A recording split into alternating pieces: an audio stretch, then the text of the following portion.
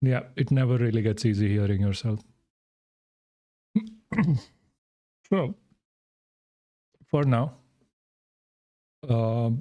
there are like what? 2 people still waiting. I mean, you can come and chat, like, there's no issue. We can always talk more.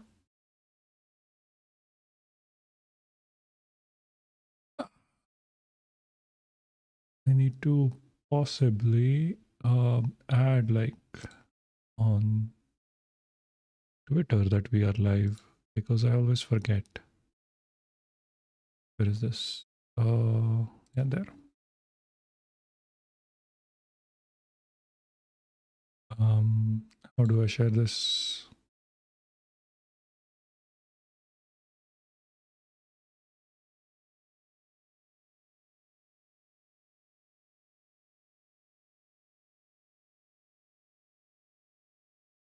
Okay.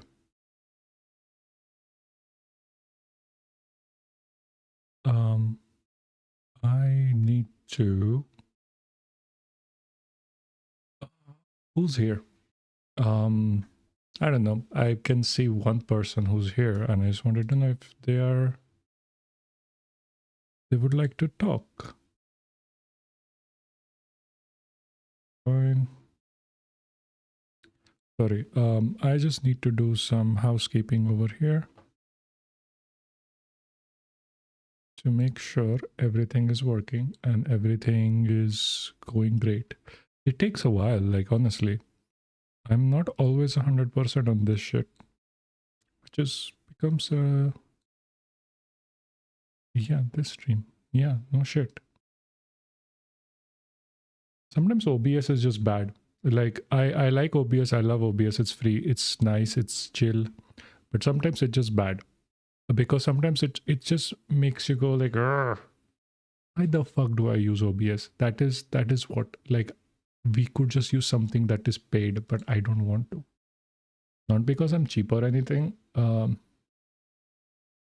Just because OBS is more like my line of work. Like it's free, it's easy, it is open source, so which is nice. That's how I like it. Like that's how I like my economics as well. Like open source. And yeah, I'm drinking Jig just to be sure this is not on the BDS list. I do follow that shit.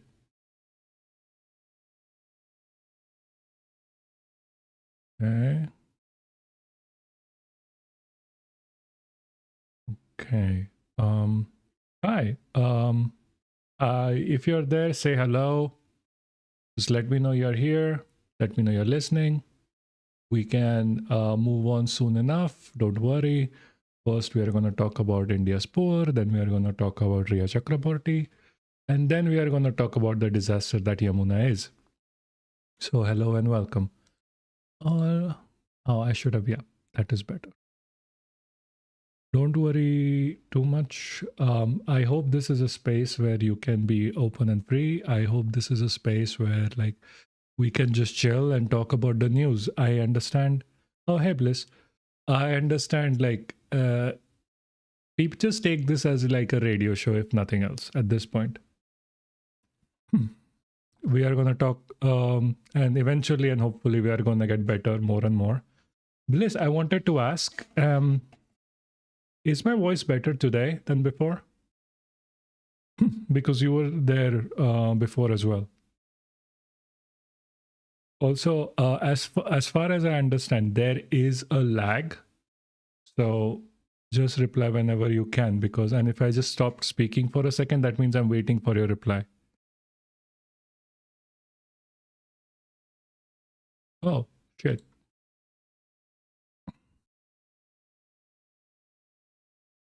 I need to code this and say we are live.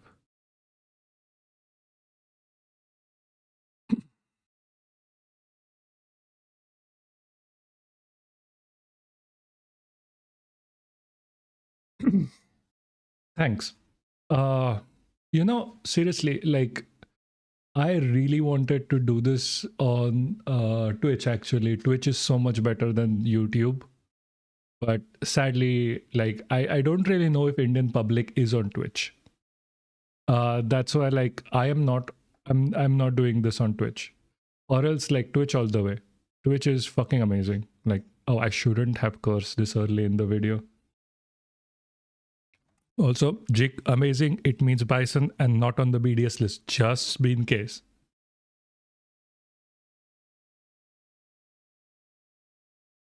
I have to mute for some reason. My neck. Jesus. We have 3 viewers, and I mean, come in chat. Hi, guys. I don't know who's there. I really don't. So it would be nice to know. I'm pretty sure at this point, because we are just starting, even in the age of the channel, we are just starting. I probably know who you are already. And I'm not really sure if you coming in is your like a natural YouTube kind of what's the word for it? Natural YouTube subscriber, and not like me posting on like Twitter way too much and through there. So that is more likely. So hi, if you have come from Twitter. If you have come from YouTube, from recommendations, please let me know. I swear to you, no one is gonna love you more than me.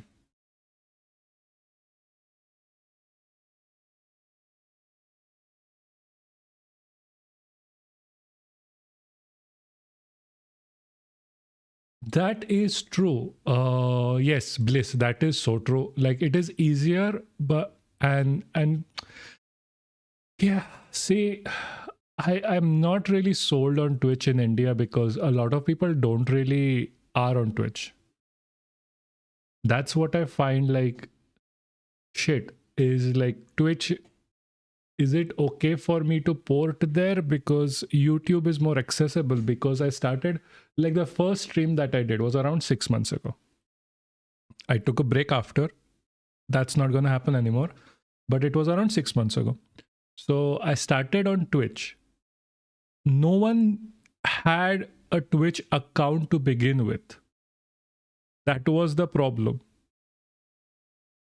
And then it ended up being like, okay, fuck, what am I supposed to do now? And every person that I wish to talk to, see, streaming on both is all fine, but streaming on both would mean that I need a better computer. I have a laptop. I have a Intel iCore i5. It is not going to take it. I am sorry. And my internet connection is like 1 Gbps. At this point, it's not going to take it. Because I have to like do videos as well. And I'm using OBS. Like seriously, OBS, like I'm gonna need to have like 2 capture cards, run it through like 2 or 3 computers simultaneously, and then stream that way. Like one main computer to do everything, port all of that into like 2 different computers, and then each computer has its own stream in. Again, I am not rich. I mean, if this pays off doing this, like to be fair, I'm not doing really this for the money anyway. But if this, suppose at some point pays off, like because I don't really think I'm ever going to take. Yeah, no, I know, Bliss. No, I mean you get 1 Gbps in India as well. But like the 1 Gbps is like more costlier than where I'm living right now. So it's like becomes fucking pointless. Anyway, so like if this ever gets to a point where I can actually sustain myself, I mean, I'm never going to take ads. That is for sure. I am a fucking socialist. I am not going to pander to capitalist companies unless a fucking company comes up to me and be like, hey, we are the most socialist people on the planet. Fine. If they are paying their like employees well, if they have proper healthcare setup for their employees, fine. I will take that deal or whatever. But other than that, I am really not going to take like sponsorships from any of these companies. So if any or so shit happens in within the field of Like if any money is to be earned from being on YouTube, being like streaming and whatever, it's going to happen through you. It's going to happen through the people who actually watch. I'm not even going to ask you to be like, hey, like this is my what the fuck? What was fucking hell? I am not going bald. I fucking swear to you, this is not a bald spot. This is just a bad haircut. Sorry, I got a little bit too like shit. Is this a bald spot? No, it's not. Anyway, so this is always going to, I'm never going to have a Patreon. I mean, I might have a Patreon eventually, but like really no. Like within like the space of like Indian consumerism, Patreon is never a good idea. So I'm never really going to have like a way of you to pay me for doing this.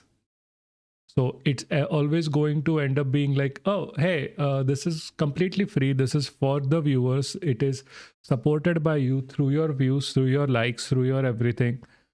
And beyond which is never going to happen. So this is never going to be like something I'm earning money from, which also means I'm never going to update my setup, which is sad. Eventually, maybe. I don't know. Anyway, so let's begin. Yes.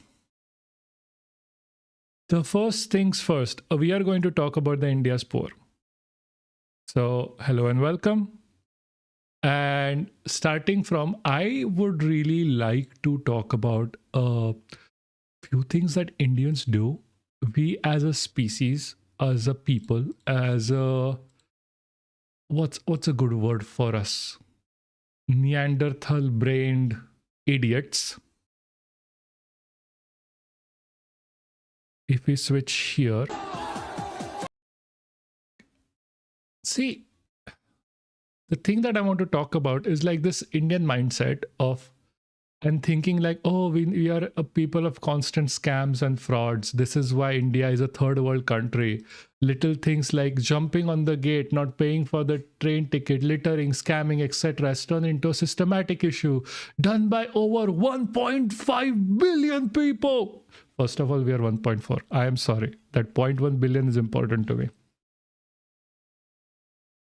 So, and like you have like shit like this. Can you hear this properly?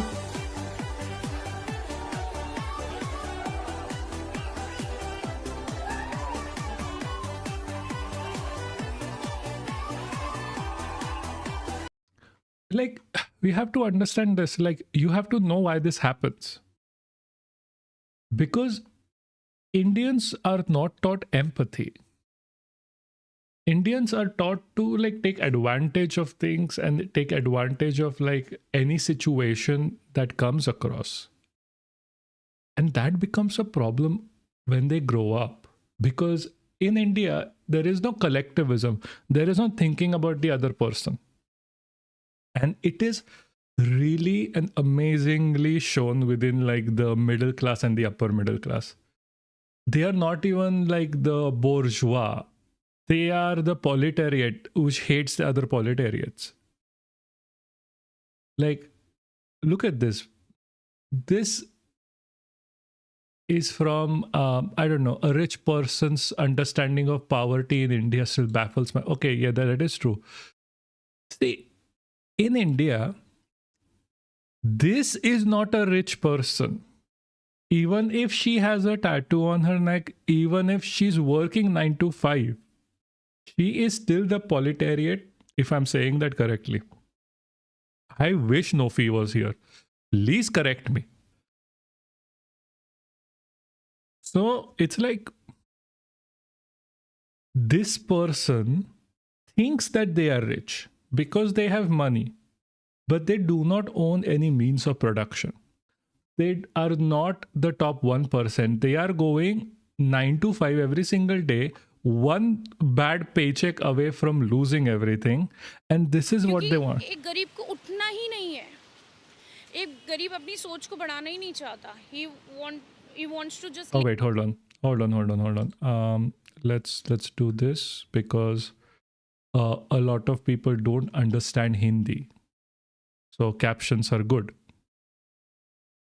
lay down on a floor and he wants to be like नहीं मैं गरीब हूँ, मैं ऐसे ही अपनी ज़िंदगी निकालूंगा, मेरी पीढ़ी इसी में जाएगी.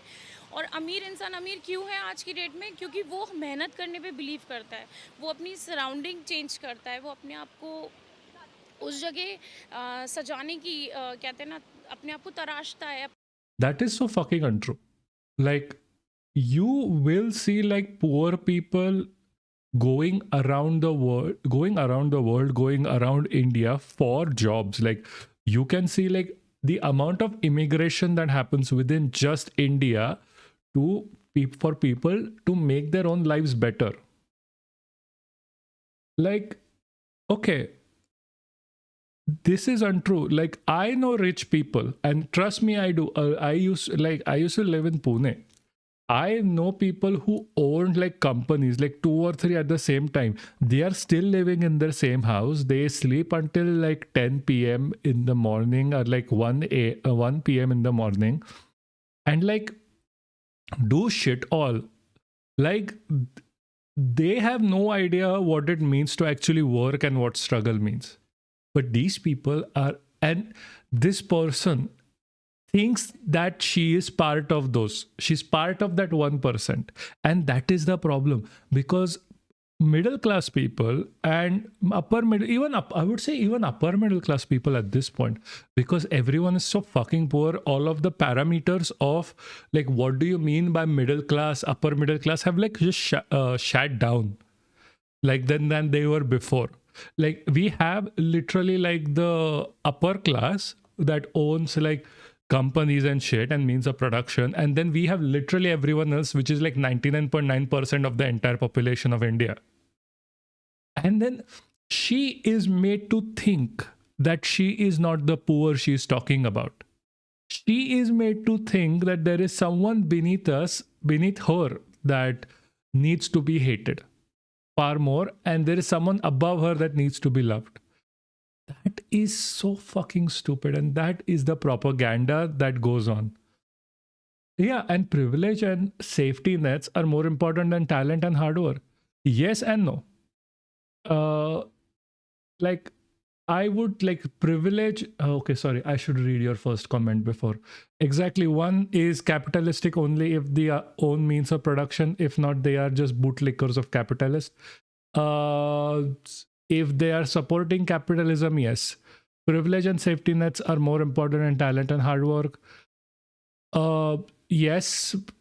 See, the construction is a bit off. I would say, like, in this scenario, for people in today's India to be rich and be quote unquote successful, yes, privilege and like an inherent familial safety net is more important than talent and hard work.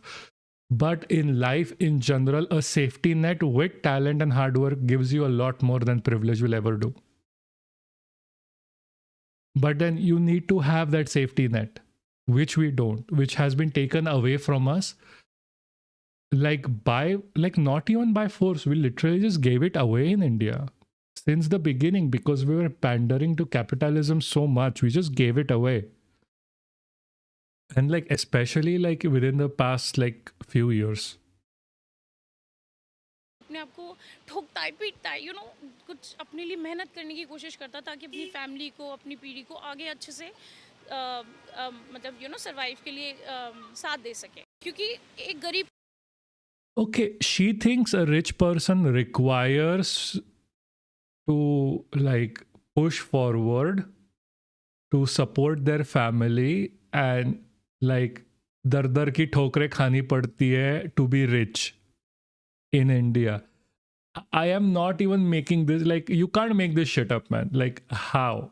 Like, this is just not realizing what the world is at this point. Just being fucking stupid. Yes, I am not saying you can succeed without talent. I am just saying that country like India, safety nets and privilege are far more. Yes. In a country like India, safety nets and privilege are far more important to be successful, because India is set up in such a way, like, first of all, it is just privilege onto privilege. Like, having a safety net from your family is a privilege. So like calling it a safety net, because we call a safety net like universal basic income is also a safety net.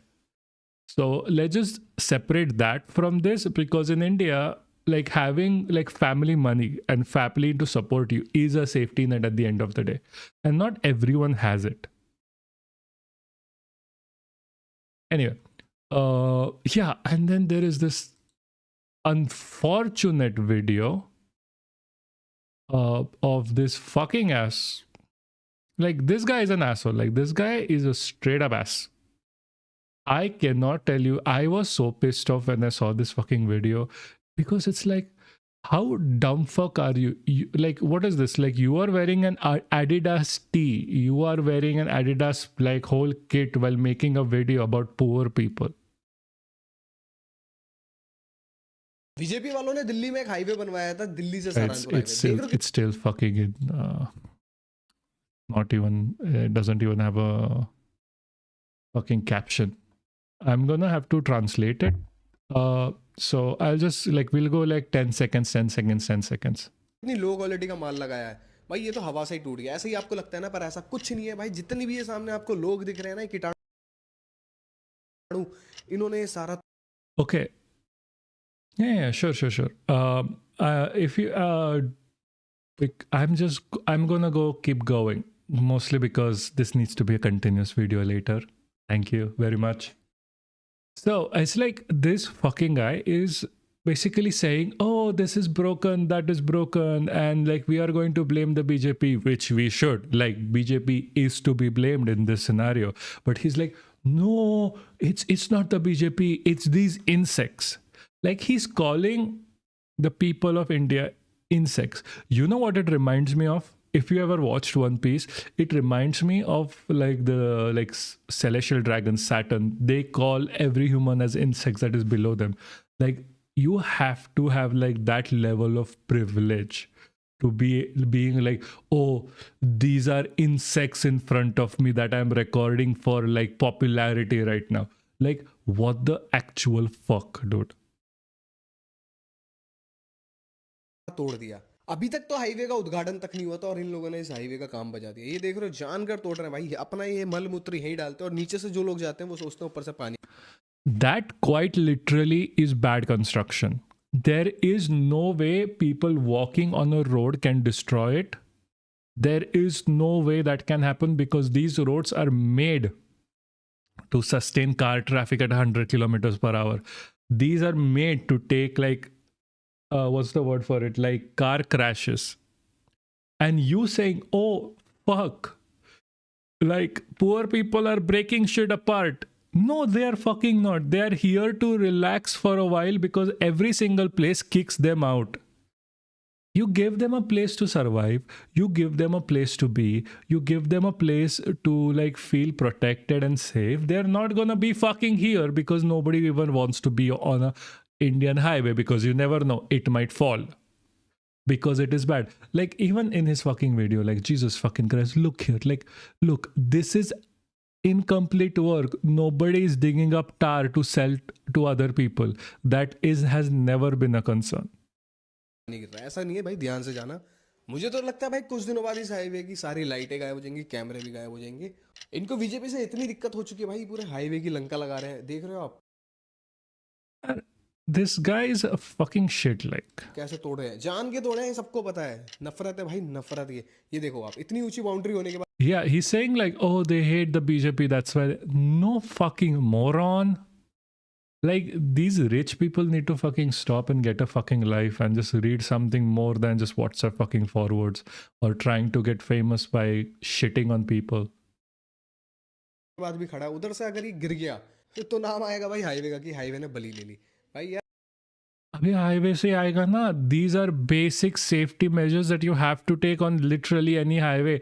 Every fucking single highway is required to have a safety. You can't just have an open highway. This is not like 1400s where you just build like a road by the side of the mountain without a railing. Fuck no, even they had railings. What the fuck do these guys mean? I never know. यार ये highway हम लोगों के लिए बना है, इसकी क्यों लंका लगा रहे हो? No, now he's saying like, this highway is made for us, not for them. Like, who the fuck are you, man? Like, like this guy barely pays his own fucking taxes. Most of the Indian burden of taxes goes on people like these who work. These guys have built the highway, and this guy is like, nahi, ye mera highway. This is my highway now, because I don't know fucking why. And then now you are burning my highway down because apparently I am the only one who's gonna use it because I have a car, I have a whatever the fuck. But nahi, but no. This guy wants to be like, fuck, this is my highway. This is like every Hindu unite, every middle class fucking person unite and beat up poor people. Like, what the fuck goes on in your brains, these people's brains, man? Like, what the fuck is wrong with these people? देख रहे हो आप भाई, कैमरों पे भी पत्थर मारते हैं भाई ये लोग। सरकार कोई भी आ जाए भाई, ये लोग कभी नहीं सुधरेंगे। आपको क्या लगता है इस तरीके से हम चाइना को टक्कर दे देंगे? मुझे तो नहीं Oh, hey, Nofi. लगता कि चाइना को टक्कर देंगे। देख रहे हो?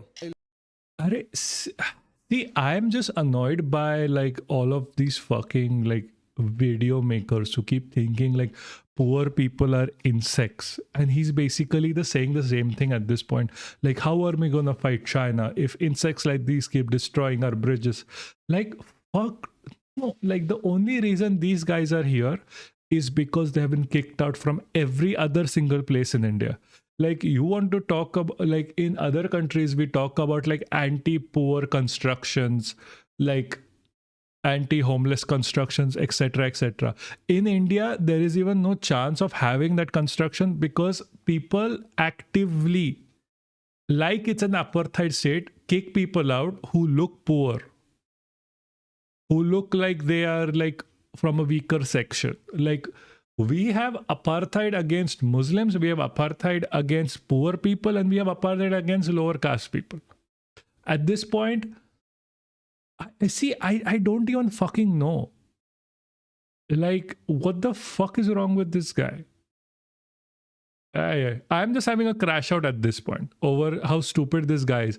We watched 2 more videos before on people just blaming the poor for being poor. And this comes back to the original point that I was trying to make. Shit like this happens mostly because of one reason, because people are not taught to have empathy. If you are taught to have empathy in your life, if you are taught to have a certain level of what's the word for it, care for other people, you don't go make shit like this. You go and try to help, and you go and try to help in a way that matters. Not like, oh, I'm gonna give you rugs for like one night and just leave. No, you give them money which has been proven to help. You protest against the government. You try to help people through governmental change and hopefully through inculcating socialistic values in your fucking life. Not by like shaming them on the internet, and like making sure that India turns into a state where like poor people are demonized, as if it's not already a state where poor people are demonized. Also, hey, Nofi, sorry, what's going on? How's it going? How's it doing? You know, I really miss your old display picture. Like, I really do. That's the cutest shit I've ever seen. And like, it's good to see it again. Like, can I like it from here?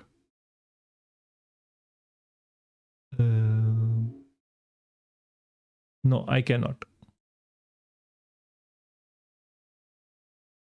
So that's just for the display picture. Anyway, so moving on. Oh shit. Fuck, hold on. Jesus fucking Christ. Hold on. Sorry. I am getting married. Yeah. Fuck, I just got the information. Fuck yeah.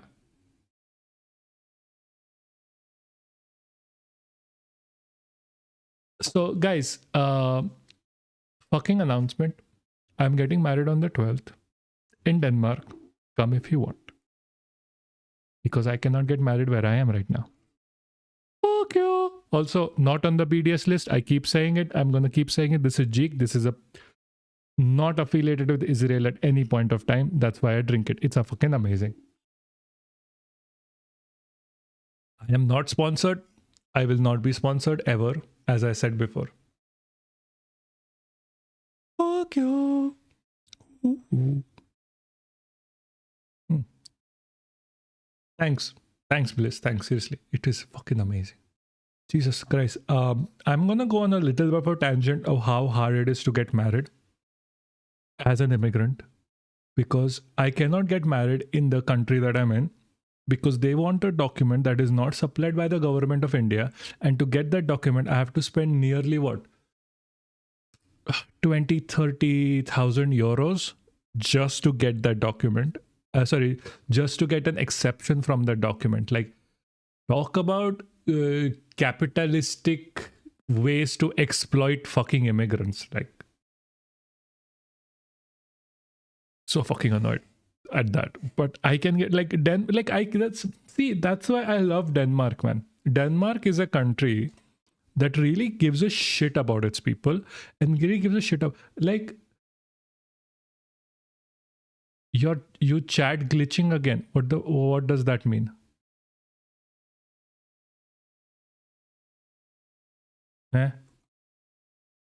What? Why is the chat glitching? I don't understand. I have chat open here as a extension and it is fine for me. What's happening with you? Is it just like live, not live shit? Because that glitch happens because of what's the word for it? Because of like YouTube problem. Oh, no. Wait so go to like live chat, not top chat. Also, I think that's not a glitch, because if you are saying something that like the YouTube chat system picks up, which is not, let's say, not nice or something, like, you don't have to say something mean or anything, but like if it just picks up, it will not send me the message. It will send me the message in like, oh, you moderation activity or whatever that I have to take. Because I'm on community moderation, because I don't have moderators.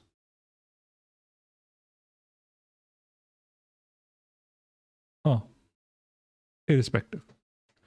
I am so fucking happy. Jesus Christ, fucking Denmark is fucking amazing. I'm gonna have to cut this out from the video before I post it up. It's the video editing is so fucking annoying. Okay. No, it didn't show up to me as well.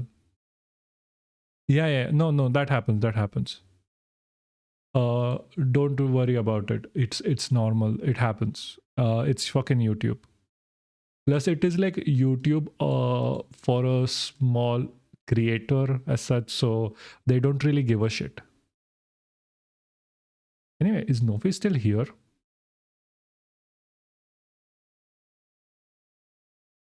See, someone is viewing this and not and just chilling. So I'm just like, oh, cool. That's Zenith.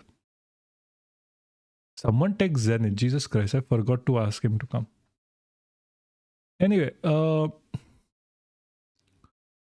moving on. We are going to watch a video. This is about class struggle in contemporary India. So this man has not posted anything since the last 4 years at this point. But I really liked his points and I really wanted to push them a bit more forward.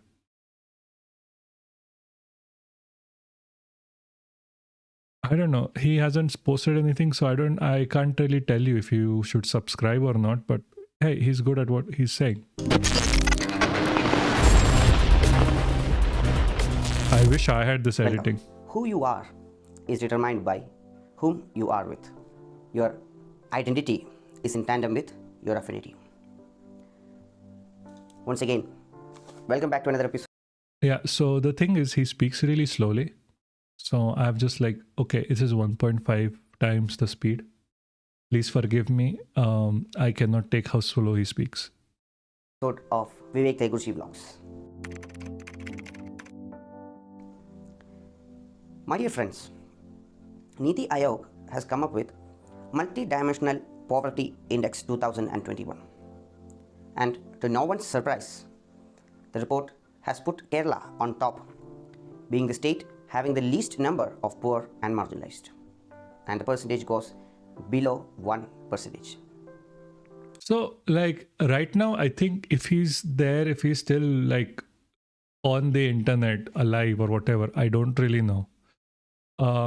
So he's going to be like really happy for like Kerala, because Kerala, like since November 1, has said that it will ensure that no families are left behind, and like it's going to be poverty free. There is trust, there is still like what's the word for it, pushback against it more, because from like tribal people, and we are yet to see what happens with it. We will see from November 1, but I'm just going to read the news.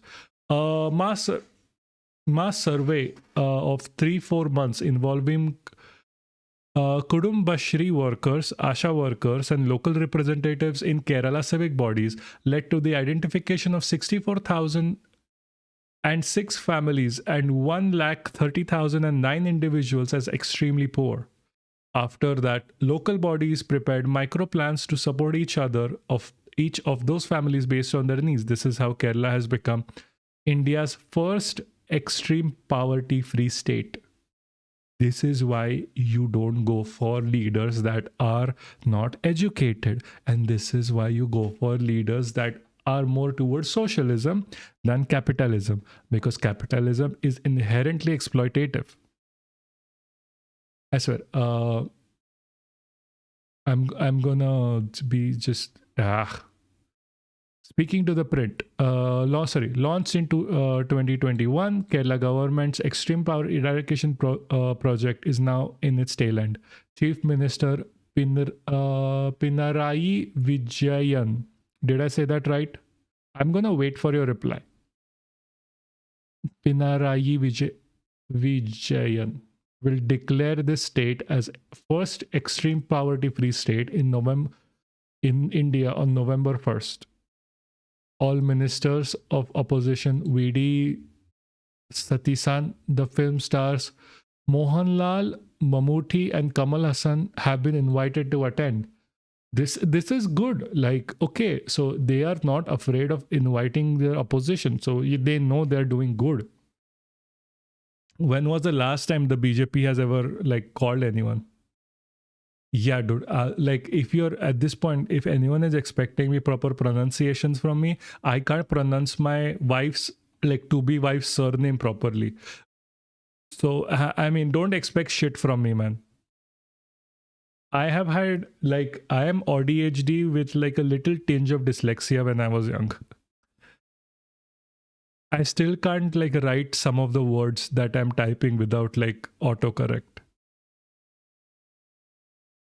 Speaking to the print, a local self-governed department, LSGD official involved with the initiative said that they identified the extremely poor based on Niti Aayog's distress indicators for the Multi-Dimensional Poverty Index, MPI, including deprivation of food, healthcare, income, and shelter. I was having this conversation with I think Face Realism on Twitter, where we were talking about like, hey, why doesn't the Congress or even AAP or the BJP ever talk specifics? If you have noticed, they never do. They only say like, we will do it. We will get this thing done somehow. And like take our past performance as like a way to get it done. They never give us details. Like Mamdani in New York always gives details on how something is going to do. The only other like politicians that I have like saw are like Keralis. Kerali politicians give you details because they're not afraid of details, because details are fucking important. Like that's how you know you have a plan, right? That's how you can like go forward with something. Like if you're at your workplace and you are like, oh, I have this, we have to do this. You are the one responsible for doing a project. And if you do not have a plan, or if like in your life, sorry, in your company or whatever, wherever you're working, you do not have a plan, you don't provide a plan. You just keep saying, we'll do it somehow. Just give us the money or give us whatever, the support. No one is going to give you either. So why do we expect that from our government? Like, why would you go out and vote for someone who doesn't tell you the plan, who just keeps saying, oh, we will do this somehow? I don't understand it. Do you? According to the 2023 Niti Aayog Multidimensional Poverty Index (MPI), Kerala has the lowest proportion of multidimensional poor in India. Only 55.55% of Kerala population was found multidimensionally poor. Multidimensional poverty just doesn't mean like you don't have money, you don't have food, you don't have shelter, you don't have like the basic necessities of having a life, having like a life that is the base minimums for life in today's world. Followed by 0.8% in Goa and 0.85% in Pondicherry. The Niti Aayog MPI measured poverty across 12 indicators under three-dimensional dimensions of health, education, and standard of living. Families facing one or more of these distresses were the beneficiaries of the Kerala government's Extreme Poverty Eradication Project. I don't know why they added this project. This is just grammatically wrong. I'm sorry. Can we contact the editor? With local bodies rolling out need-based intervention to help them. Instead of implementing Instead of implementing such interventions at the state level, the chief minister suggested that we directly address the need of beneficiaries.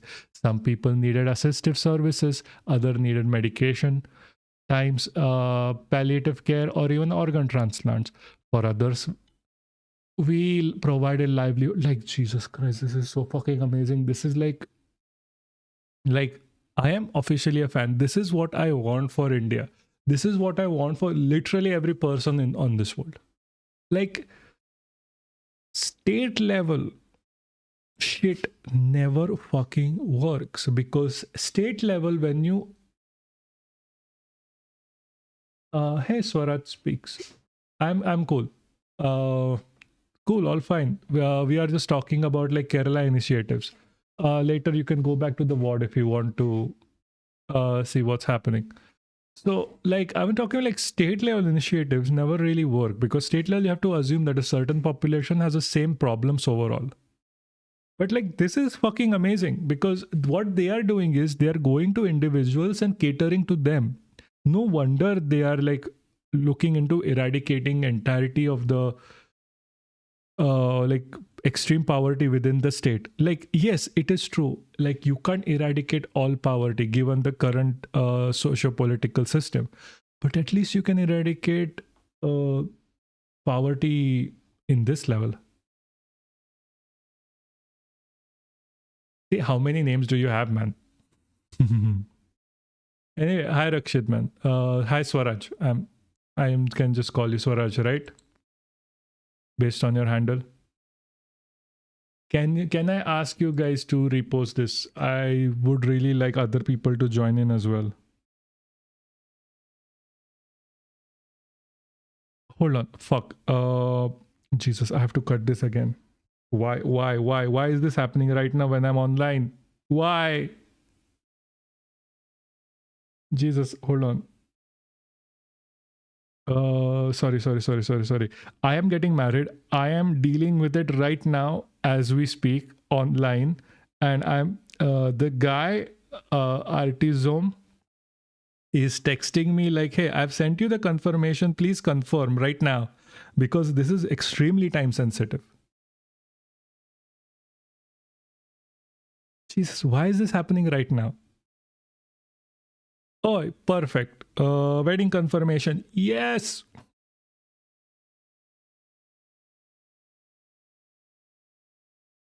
I'm gonna be married to the person I love. And this is not me saying this. for making like any be trying to be insensitive. I'm just happy. I'm sorry. I start singing badly. But don't worry, I am going to singing classes from tomorrow. Like I have like been going, they have been teaching me how to sing, which is good. And one fine day I'm gonna have all of you sit in front of me and I'm going to sing like a fucking crazy person, and you're gonna have to hear. Swaraj, why is your thing redacted? What did you text?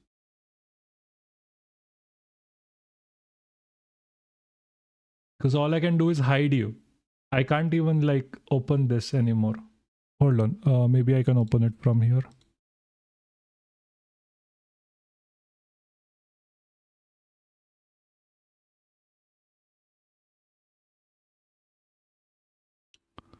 Anyway, so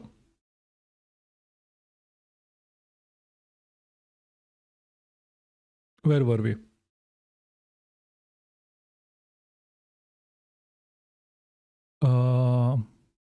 Remind me, where the fuck were we? Instead of implementing it, yeah. He added that the initiative was among the first decisions taken by the maiden cabinet meeting by the second Jesus, Pinarayi Vijayan government in Kerala. I am so sorry, Mr. Pinarayi Vijayan.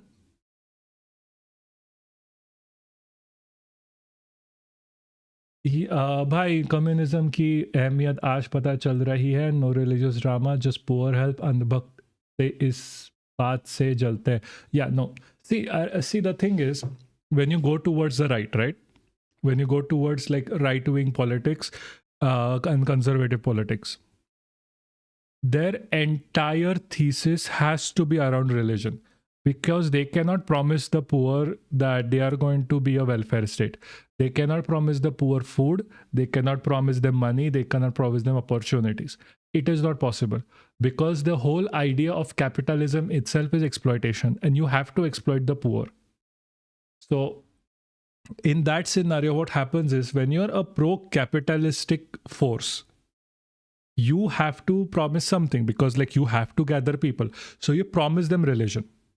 You promise them, hey, we are going to make you supreme.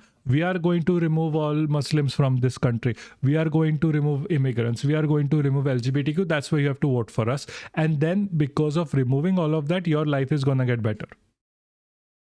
Because of which, all you can expect from right-wing governments is a religion-focused movement. You cannot have a poor-focused movement. That's why right-wing is bad. And that's why capitalism is bad, because like what can capitalism give you? Like, you are not rich. You are not in the bourgeois. You are not a landowner. What is capitalism going to give you? Ask yourself that. That is the question you need to ask. Like, कौन देने वाला है capitalism में तुम्हारा, कि कौन देख रहा है तुम्हारा फायदा? Literally no one. All of the rich people get subsidies. All of the rich people get their shit going. They get like special treatment. They get like a free pass in like the judiciary. They can just pay off like judges and shit. So what do you get? You get shit on. And even then, I have people like going like talking to me about like, oh, we still need capitalism because capitalism works. It doesn't work. We know like what happened with Malay in Argentina. He's getting a bailout so they can show that capitalism is working. But if capitalism is working, then the Malay shouldn't need a bailout in Argentina. Now, should he? No, because it doesn't fucking work. Anyway, please, if you can share this stream. I would really like to have more people in this conversation. This conversation is fucking important.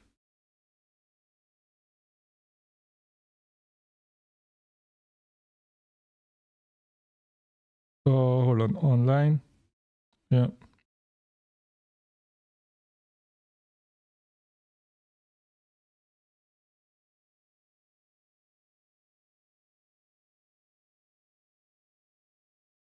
See, at this point, because we have like 4 people and then I'm gonna just cut this out later, I'm just like, oh, hey, babe, you can just come on the stream and we can just talk on the stream. No, I know. Thanks, Bliss. I'm just like repeating it again and again, just so I have like this like habit of saying, oh, like, share, and subscribe, because I have to be conscious of that. Like for example, this stream has what? Where are the stats? Like I don't know how many likes does this stream have. I don't know whatever. So it's like it's a good idea if you can like it. Like see, we don't have any likes. We need likes here. We have 2 people at least, 3 people at least. Go like. This is important. Also, like Sarin is sleeping in the background.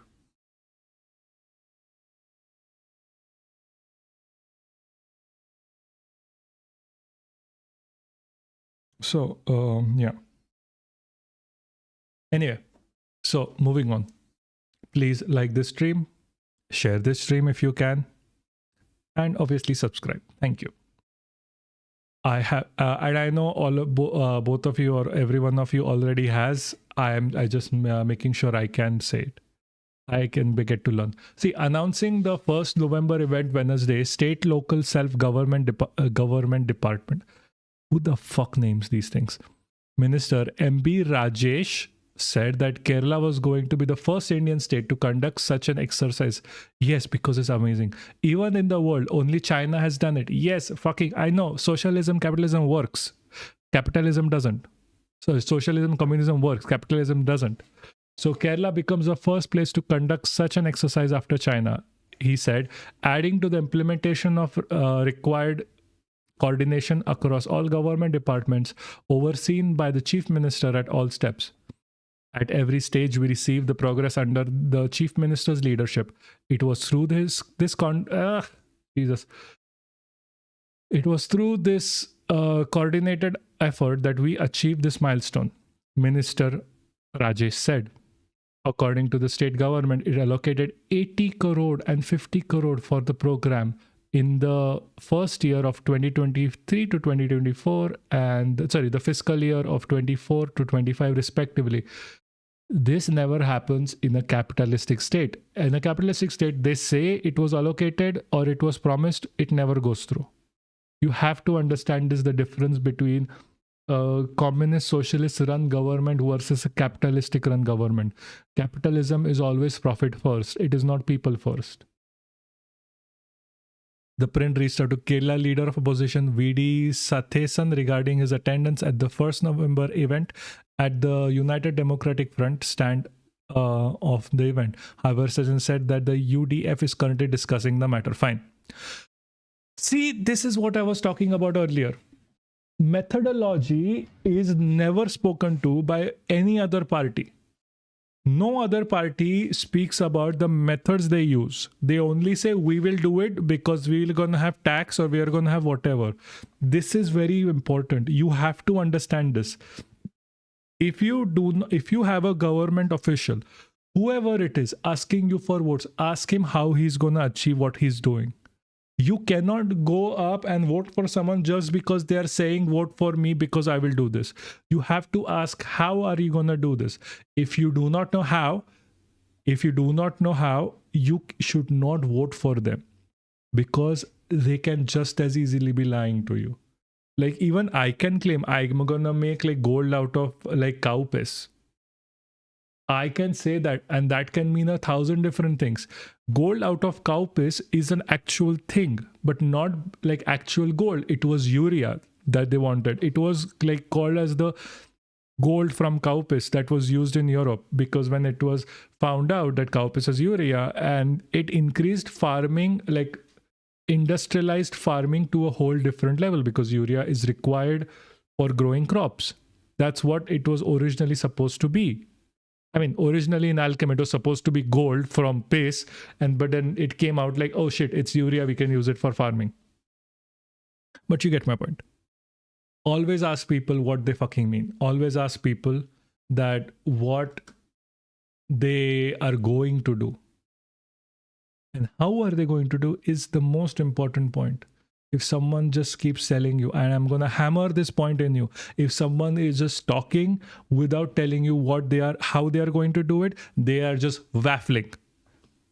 Waffling, it's a word. Get used to it.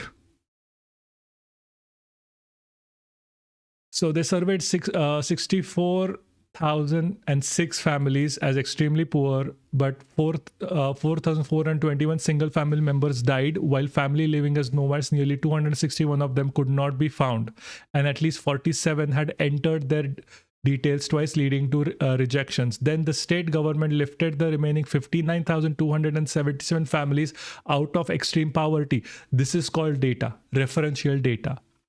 This is good. Beneficiaries of the initiative include Keralites only.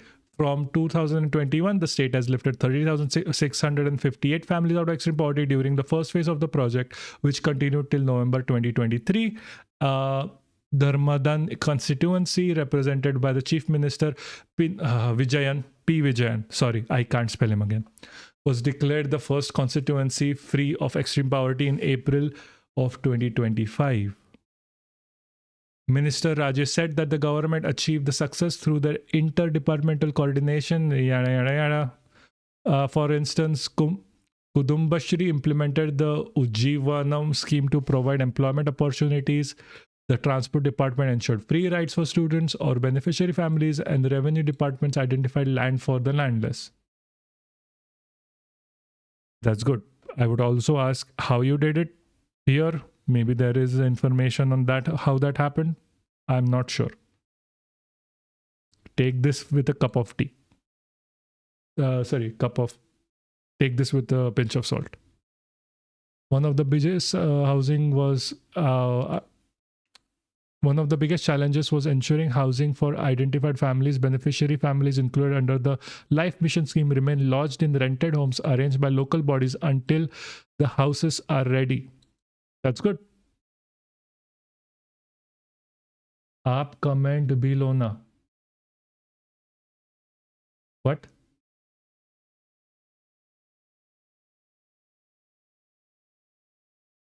Remaining refer to the comment. Okay, I will. Just let us get through this, because like I have been waffling myself for a while, like random shit and tangents. Minister Rajesh further said the government constructed 3,913 houses, identified land for 1,338 families, provided 2 lakh each for house repairs, 5,651 families, and issued essential documents such as ration cards to 21,263 individuals. Yes, that is how you do it. Jesus Christ. Yeah, no, like Andhabaks are fucking stupid. They don't have water in their taps, and then they cry about how everyone in Kerala is getting everything that they ever deserved. Okay, Pratik. So we are talking about like the poor people of India. This is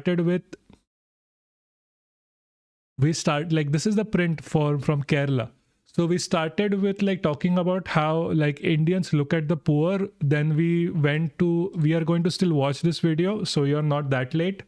And then we like had a tangent on the like what Kerala is doing right now, but we are going back to that video. So don't worry about it. While you're at it, please do share this video if you can, and please like, share, subscribe. I say this because I really want to like get into my brain as a routine to keep saying anytime someone new joins. So please, it would be very much helpful. And yes, everyone agrees bucks are fucking stupid because they do not have enough protein in their diets. You know, can one of you, someone find me the link to the video of like Ted Mosby says like because you need protein? Because I can't do it while I'm doing this. Like someone please take up this and be like, hey, this is the... Thanks, man.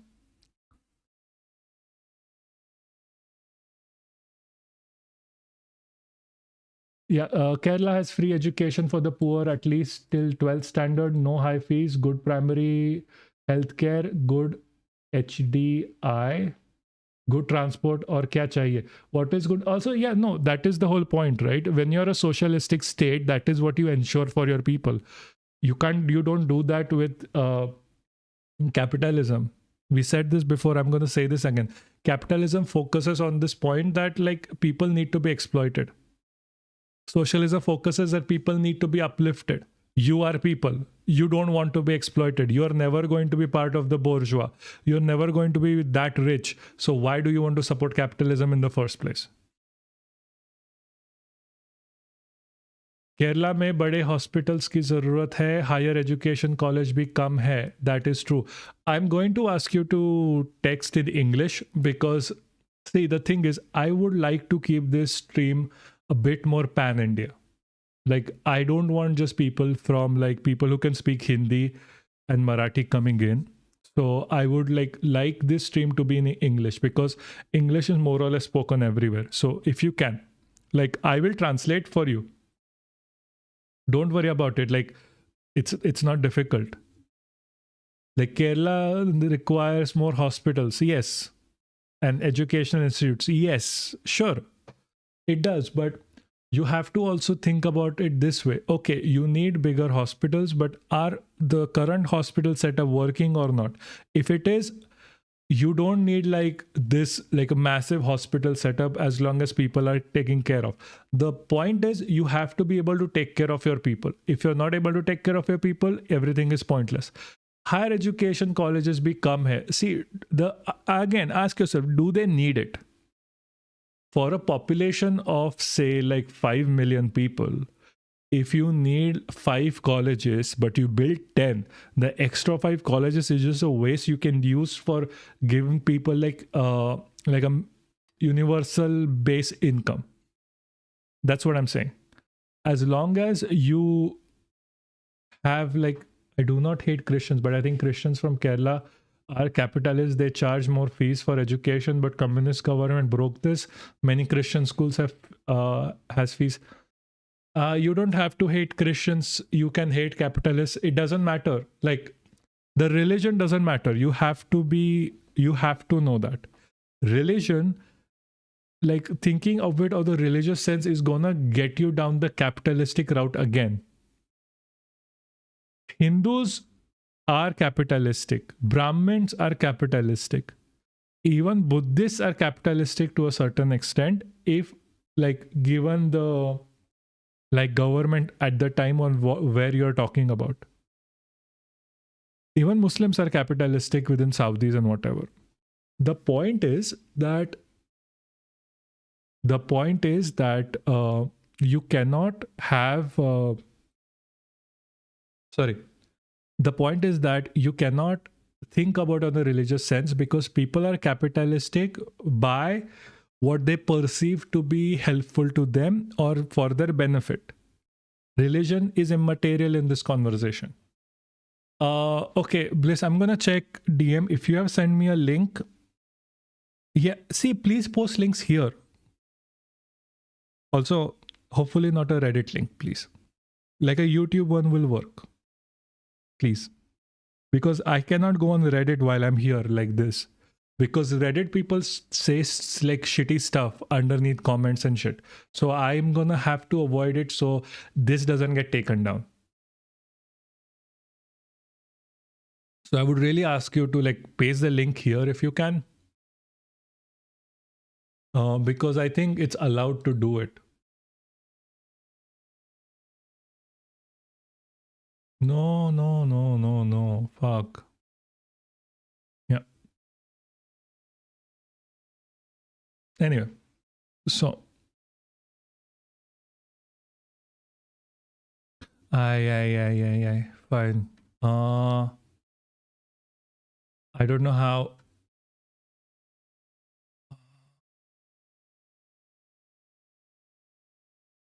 Okay. Yeah, this is done anyway, so I can just read comments now. In tier 1 cities, school fees are 4 lakh for first standard kids. Health is costly. Our nation is fucked up. Tier 2, 3 cities have nothing, and tier 1 become hell. Poor and middle class fucked up. Dude, half the time I don't understand what you're saying. Yes, school fees are going up. We are going to talk about this. For the first standard kids, health is costly. Our nation is fucked. Yes, that is true. Like you need at least 3-4 lakhs to have a child. That shouldn't be the case. Childcare should be free. Becomes health poor and middle class. Yes, yeah, like yes, that happens because of capitalism. Also, how do I fix the? Hold on. Someone remind me to comments on moderation.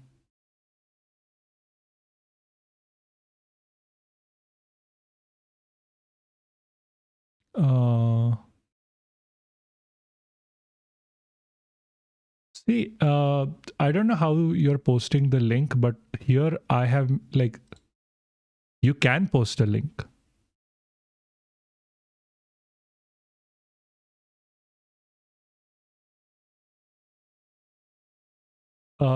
What link are you posting exactly? Fine, I can just go on X and check.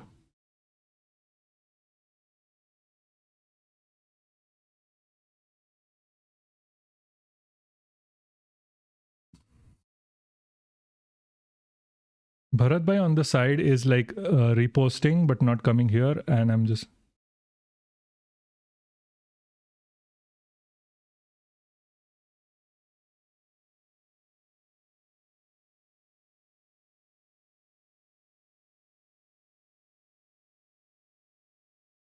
Okay.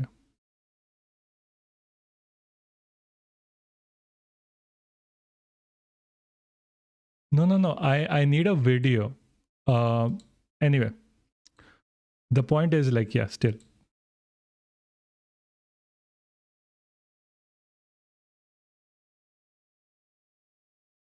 I hope you find this like really friendly of a conversation.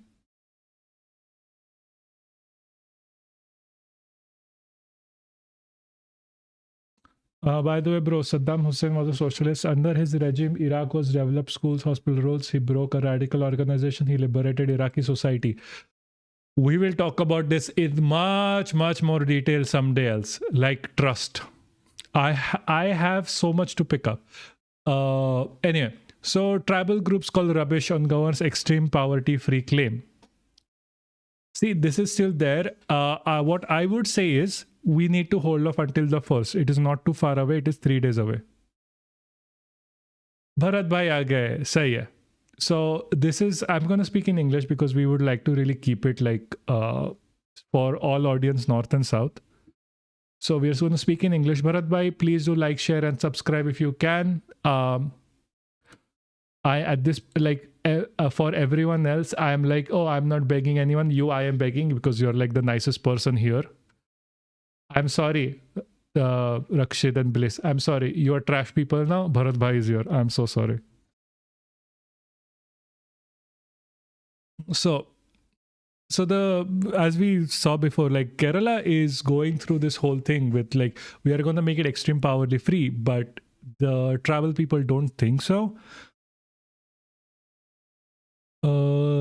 Yeah, I'm not going to read this right now. Thank you so much, Bharat bhai. The reason why it is because I would really like to wait for 1st of November and see how it happens then, because it's 3 days away. Activists are estimating 90% of the Dalit families in Kerala still have no land, with many living on plastic-covered huts without electricity, toilet, drinking water. They point out that despite crores of being spent under the government's extreme poverty eradication program, thousands of tribal children have dropped out of school and many continue to survive on one meal a day. At the Manikuni tribal settlement near Sultan Bedari, around 60 families live in miserable conditions. K. Amini, leader of the Adivasi Vaintha Prashasan, said this. Poverty remains a daily reality for tribal people. Community toilets overflow, the stench is unbearable, and people wait until night to relieve themselves, said Amini. The minister should visit these places before making grand announcement, he said. For whom it is the poverty-free declaration meant? Asked Amini. That is true. One of the major things with governments, especially top-down, is not everyone is reached.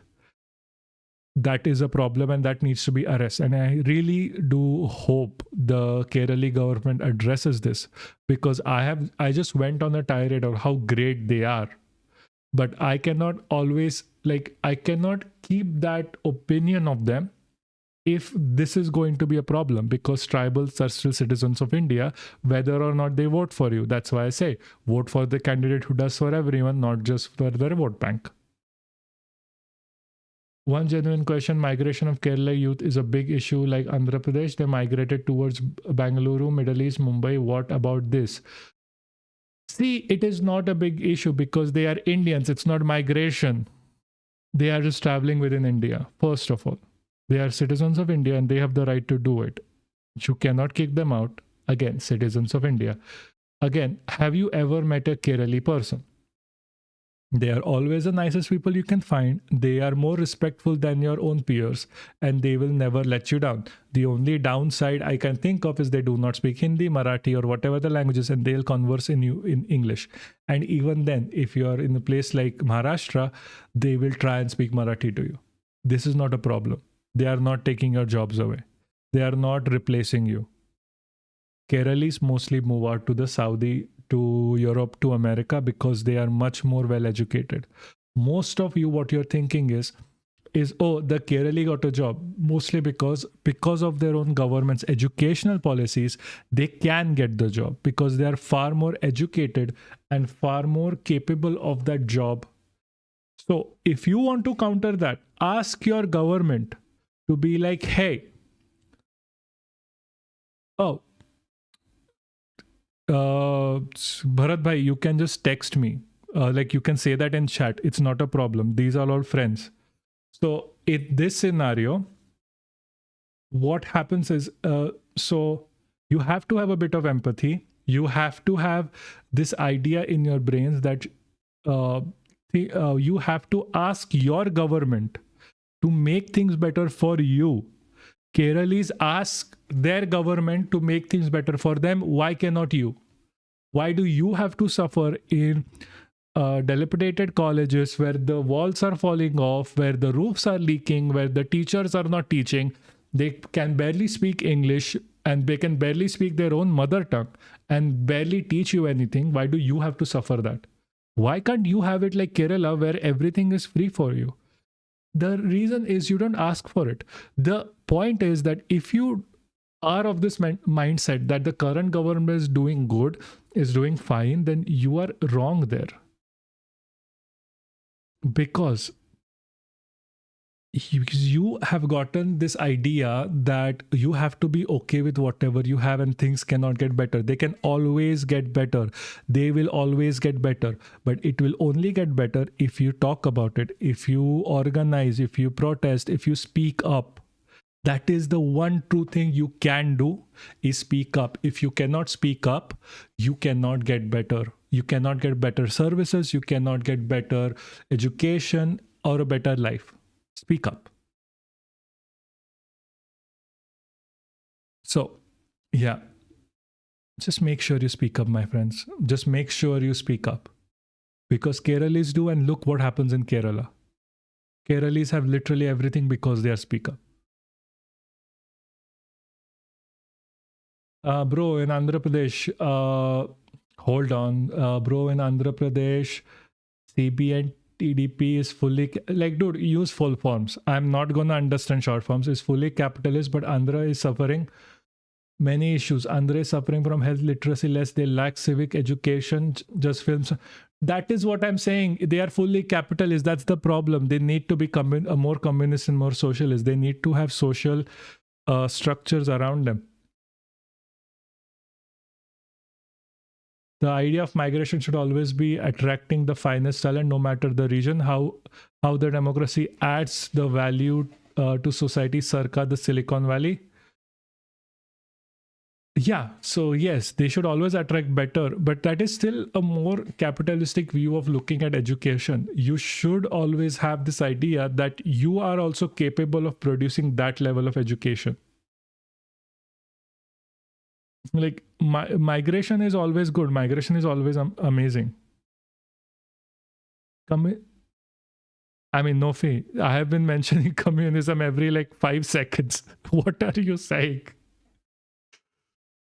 Anyway, in 2026 Kerala elections, I will openly campaign for What the fuck are you talking about? Please explain yourself. Swaraj, if you are not going to use full forms, I am going to ban you. I am sorry. You cannot say you're going to campaign for IDF in 2026 and not be banned. So please explain that. I am genuinely concerned right now. And I know there is a party in India by the name IDF. I am just going to be very clear. Use full forms. I'm not going to read short forms. That is a rule that I have for myself, especially when live streaming. बहुत चूतियापा होता है यहाँ पे. I am not going to be getting into short forming. I'm very well going to wait for you.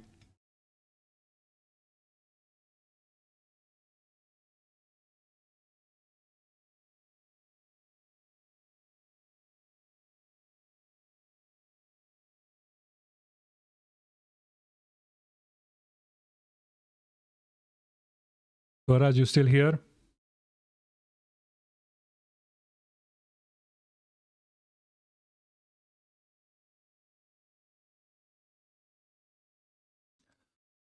Ah, Jesus. Left Democratic Front. Thank you. That looks either at least use capital because that looks like a capital is I. Chandra Babu Naidu has a full ecosystem in film and media. They have big connections with companies, but Andhra becomes hell under his regime. That is true. They are fucking capitalists. I will campaign for the Communist Party. Please do. Yeah, like Swaraj, I swear to you, you write like SSS and I keep thinking of SS. Be very careful when you're writing like in a political space. You have to know, man. It gets very easy for people to misunderstand.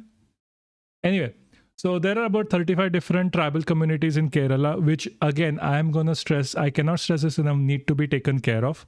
Except the Kuruchia community, all of the others are living in extreme poverty. Like seriously, 34 different tribal communities are extreme poverty. What the fuck are we doing, Kerala? If we examine the socio-economic conditions of the Paniya, Aditya, Urali, Batta, Kuruma, and Kutunayakan communities in Wayanad, and Hill, Pulaya, and Madhuvan communities in Idukki, most of them struggle to afford even one proper meal a day. That is bad. Educated tribal youth remain unemployed, and the so-called reform brings no real benefits. We all know that not even 10% of the funds allocated to reach the people, the government may celebrate on November 1, but for the Kerala's tribal people, poverty remains a daily reality. This is going to be a problem for the Communist Party of Kerala. They really need to be able to explain this on the first. I don't know how. Maybe they should push this and try take care of these families. But this is what I'm saying. Like, this is like good news reporting. You'd never find this in the north. I really like this for the fact that they are bringing up the issue. They are showing that there is an issue. They are pushing forward like, hey, this is the issue. We have to solve it somehow. Anyway, going back to this, I would really recommend this video. I like the channel hasn't, again, I'll say this again, the channel hasn't posted since like the 5th of December 2021. It's been nearly 4 years, 5 years, 4 years now.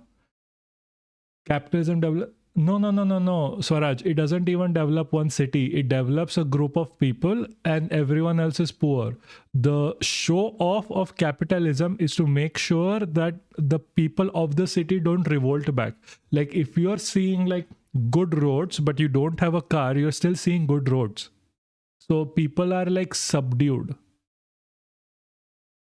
So like I always say, and I will always say, capitalism is basically feudalism with better PR. They got better with their public relations, and that is what they call capitalism now. Anyway. Now, this is not the first time where the government of Kerala has shown commitments to its people and showing people-centric administrative examples. In the last 1 year, multiple reports have came by which shows the people-centric approach of Kerala's governance. Let me go through a few. In Niti Ayog's... Don't worry. Kerala people are smart and they're educated, so don't worry about it. Urban Sustainable Development Goals Index, Trivandrum and Cochin occupied 4th and 5th positions, being the cities with best sustainable solutions. Again, in the annual status of education report published again by the Niti Aayog, Kerala has become the state which provided best education solutions during the pandemic. Our program First Bell has been globally acclaimed. Then, in the Public Affairs Index, of course, in 2021, again to no one's surprise, Kerala occupied the top position for the 4th consecutive year, being the best governed state in India. Last but not least, in Sustainable Development Goals Index, which predicts the likability of a state to achieve the Sustainable Development Goals, Kerala has been declared the state which is most likely to achieve the Sustainable Development Goals. Now this is Kerala on one side, and on the other side you have those states which are governed by the right-wing, bourgeois, reactionary political parties. The performance of these states which are governed by those political parties such as the BJP, Congress, etc. are abysmal. Would you believe if I say 52% of the population of Bihar are poor? 40% of the population in Uttar Pradesh are no different. And the indices showing health, education, social empowerment, gender empowerment, etc. do not go well with these states. Now, some of you may say this is because the states are very huge in population and they don't have enough revenue options. I'm really sorry, I don't buy that argument. Because these states are home for huge corporate houses which earn in millions. It is because the government is reluctant to go for an apt taxation policy with the corporates that they don't get enough revenue. And with the revenue they've earned, they are helping corporates again with tax incentives. And whom they are leaving aside, whom they are leaving to the fate, the common man, the working class, the downtrodden. And I'm not saying this just for the sake of an argument. When you see the amount of money the central government get through the petroleum prices, it's around 12 to 13 lakh crores, 12 to 13 lakh crores. And what do they do with this money? You will know what do Kerala and other many states should actively track and push back against the RSS infiltration and the so-called cultural movement, and it will be the breeding ground for yes, that they should be doing it. They should honestly ban the RSS altogether, like Karnataka. RSS is the terrorist organization. I can say this out loud. I'm gonna say this as long as possible. So, and it is going to ruin every single state that it is operating in, because their own entire model is based around the idea of exploitation. So it really, you cannot work with the RSS. You have to always work against. And this man is right. Bihar, like even today, like the Bihar elections are going to come up. And even today, as this goes, Bihar is still focusing on like this capitalistic idea of pushing like worker rights down and exploiting them a bit more in lieu of getting more money out of companies and factories, which is never going to work. Bihar is not a state that can go without communism. It is not a state that that can go without socialism. It needs socialistic support structures to work. Sorry, excuse me. What do they do with this money?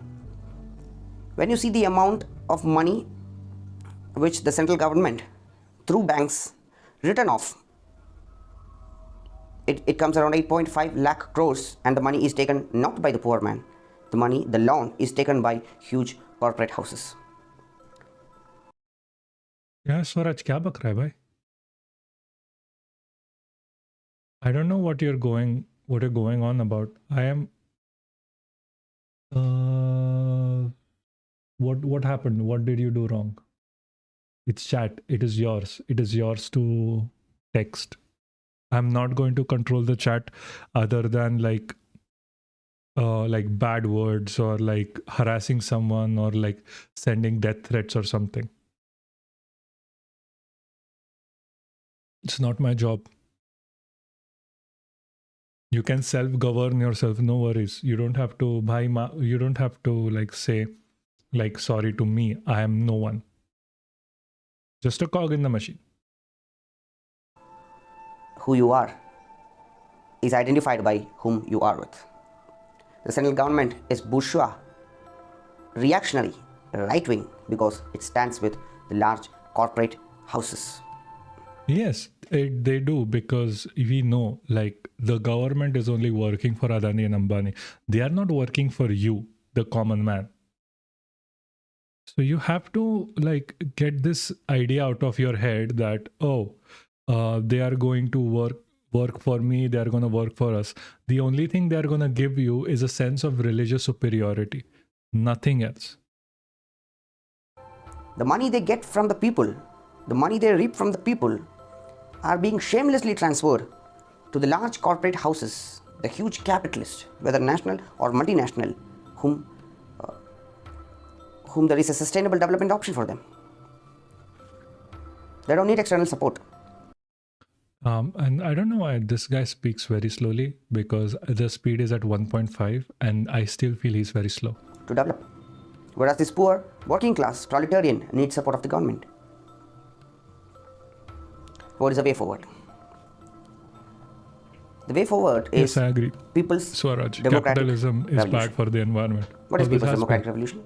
It is the democratic revolution which is led by empowered people. Now, how do we empower them? We empower them by giving them independence, giving them options to explore, giving them the dignity of their life, giving them opportunities to develop. I could say one example of doing that. Government of Kerala provides pensions to old age people. Why? Now, some right-wing reactionaries may say it is part of freebie politics where they give money for votes. I would strongly disagree because there is economics in it. When you provide money for the people, their choices expand. They can buy different things, which hitherto not possible. That is not just the only thing. The issue and the whole idea behind giving money is that if you are giving goods, like a lot of capitalists want to give, we are going to give them like shoes, or we are going to give them like whatever. They don't always need those things. Some people require the fees of their children to be paid. Some people require food. Some people require clothes. Some people require like medical assistance. So what happens is, if you give them just one thing, they are never going to come out of poverty. They're never going to feel fulfilled. Mostly because when you give just one thing, that's all they have. But if you give them the opportunity to use the money the way they want, they are going to end up with you're going to end up with a populace that is more self-sustaining. And we are going to go through a video again over here. Not this one. This one. The best way to lift poverty. It is from TED, and it is quite literally shows you how this works. When they buy different things, the demand of those things increases, leading to higher production. When they need to produce more, they need more people to employ. When more people get employed, they get money in the form of wages and salaries.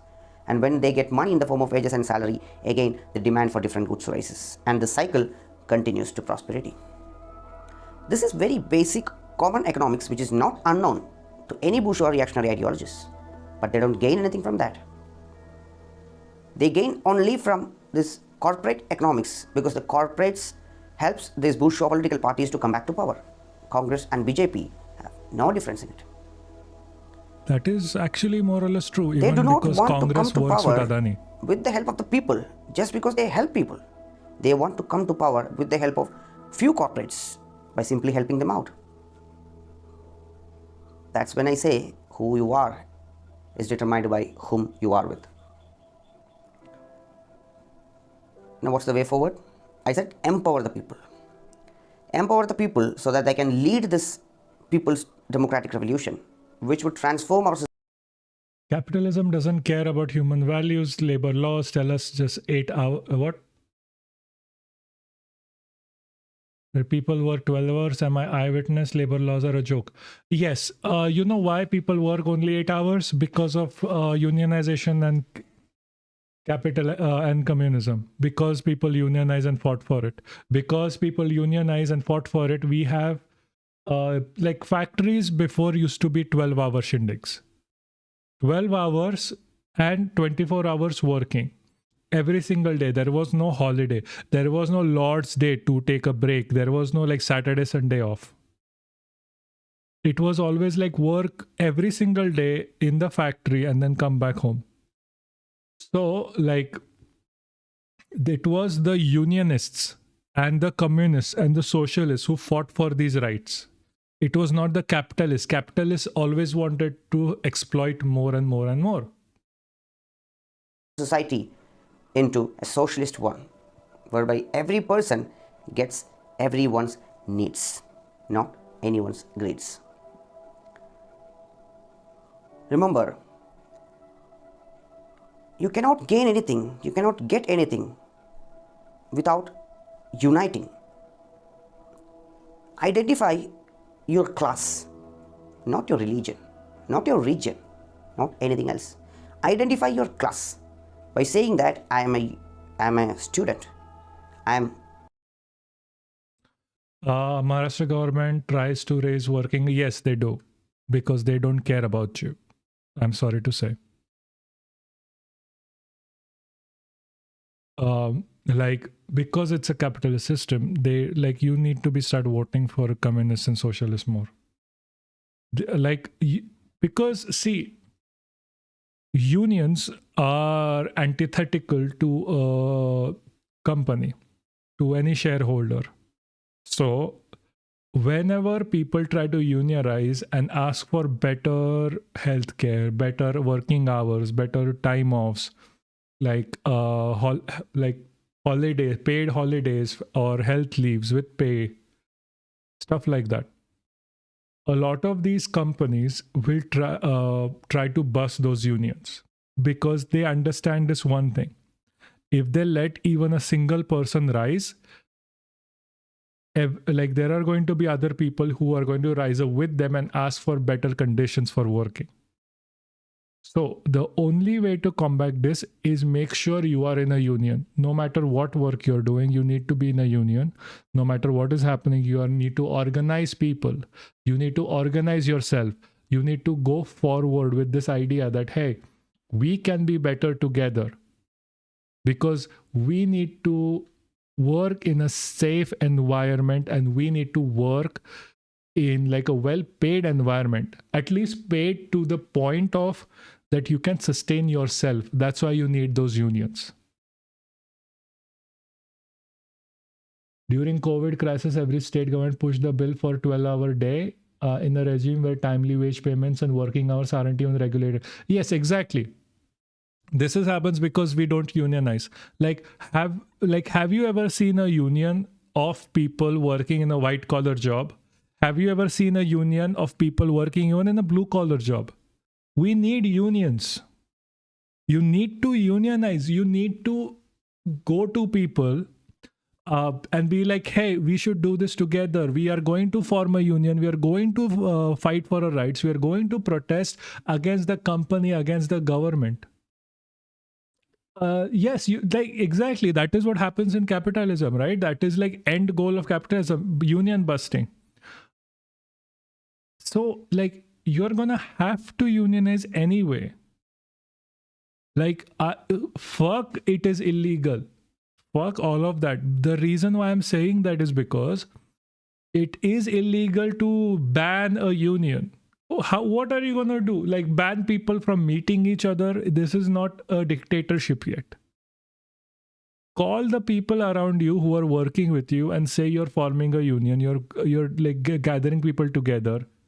you are going to fight for your rights, for a higher pay, and especially this one thing is extremely important: ask them how much they are paid, because it has been shown more and more consistently that when your salaries are out in the public, everyone gets a fairer wage.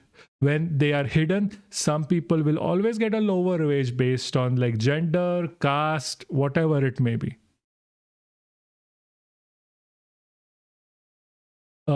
By the way, bro, Bharatiya Janata supporters don't care about poverty. They said hard work, don't be envy. Yeah, no. See, they care about poverty because they need poverty to win votes. They need this idea that hey, we are you can be like us, you can be like rich if you just work hard and support us. They need this idea. They need this whole thing where you need to be forced into this.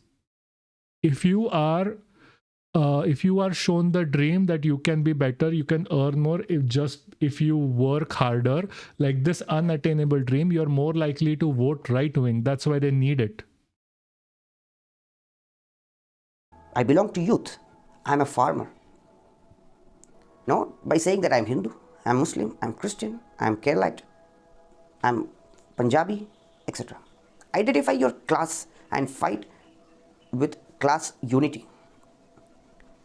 A wonderful example, a historic example of the strength of class unity is been shown in the form of farmers' protest. Now, farmers protest not true. on their identity of Punjabi or Keralite or UP or from Gujarat, etc. They fought on their identity of a particular class, that is farmer class. Identify your class and be united in that class.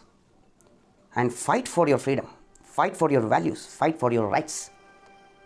Always develop this class unity so that whatever government that comes, even the right-wing, bourgeois, reactionary government will be forced to accept your demands. They'll be forced. See, that is what I keep saying, right? No matter what happens, if you're not fighting for yours, you can make the right-wing government bend to your needs. But you have to be willing to do it. You have to be willing to fight for your rights. Like, it doesn't matter if the BJP is in power or the Congress is in power or anyone is in power. What matters is that you need to be willing to fight for what is yours. And what is yours is your right to survive, your right to unionize, your right to have a good salary. Forced to accept your dignity. They'll be forced to accept your existence in this planet. That is true. Thank you very much for watching. See you again in another episode. Signing off. Bro never released another episode for the past 4 years. I don't know what happened to him. I am hoping he's not dead. Like, seriously, bro needs to release another episode. Also, yeah, how am I supposed to do this? Just give me 1 second because I need to share all. Okay. Because I'm calling people that I know from Instagram if they want to come. Oh yeah, push this on Instagram as well if you have them. Not yet. I want to do it, but I will do it. If you can push this on Instagram as well, not just like what's the word for it? Not just Twitter, please.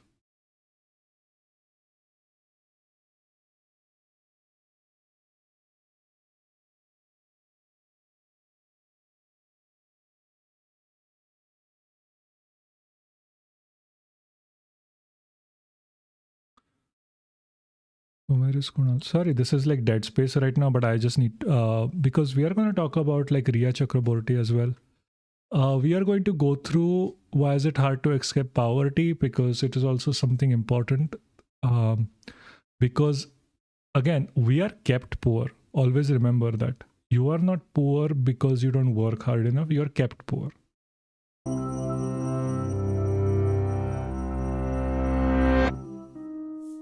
Imagine that you've been unemployed and seeking work for months. Government benefit programs have helped you cover rent, utilities, and food, but you're barely getting by. Finally, you hear back about a job application. You receive your first paycheck in months, and things seem to be turning around, but there's a catch.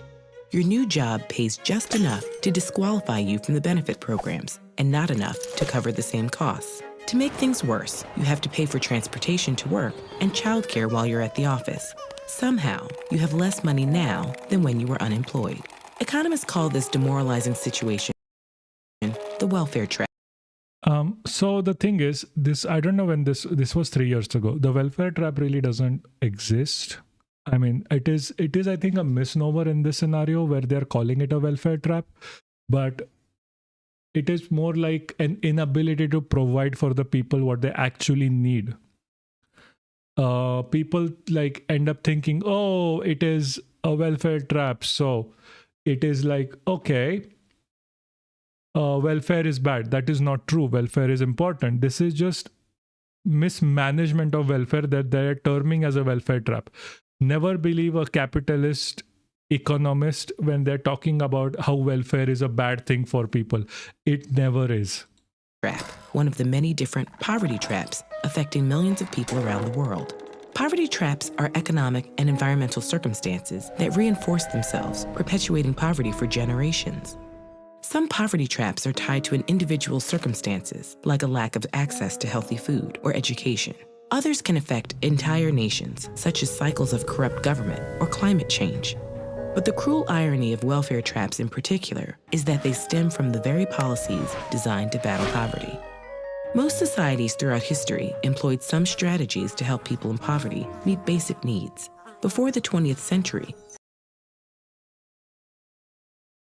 a collective pushback led to the rollback of farmers' law, but that just came before state elections, while in the process 700 farmers lost their lives struggling at the Delhi border. I would say just one thing. Do you think that their martyrdom or their sacrifice was in vain? Because these 700 farmers saved the lives of innumerable farmers to ever come and people. And I'm not saying from save their lives from being like exploited for money, literally saving their lives. You would be surprised the domino effect bad laws can have into the death of 100 or 1,000 more people. Or like tens and thousands. And it's not just because there was a state election. Don't forget. State elections are literally every year. Every single year. India is always in an election cycle. So, their pushback was successful, and that is what we want more of. The more we have protests, the better it's going to be for us collectively. Their sacrifice was stupid. Can you please explain how they saved their lives? They didn't save their lives. They saved the lives of their loved ones. They saved the lives of people who are going to come in front ahead of them. They saved the lives of the countless number of people who depend on farming supplies and food to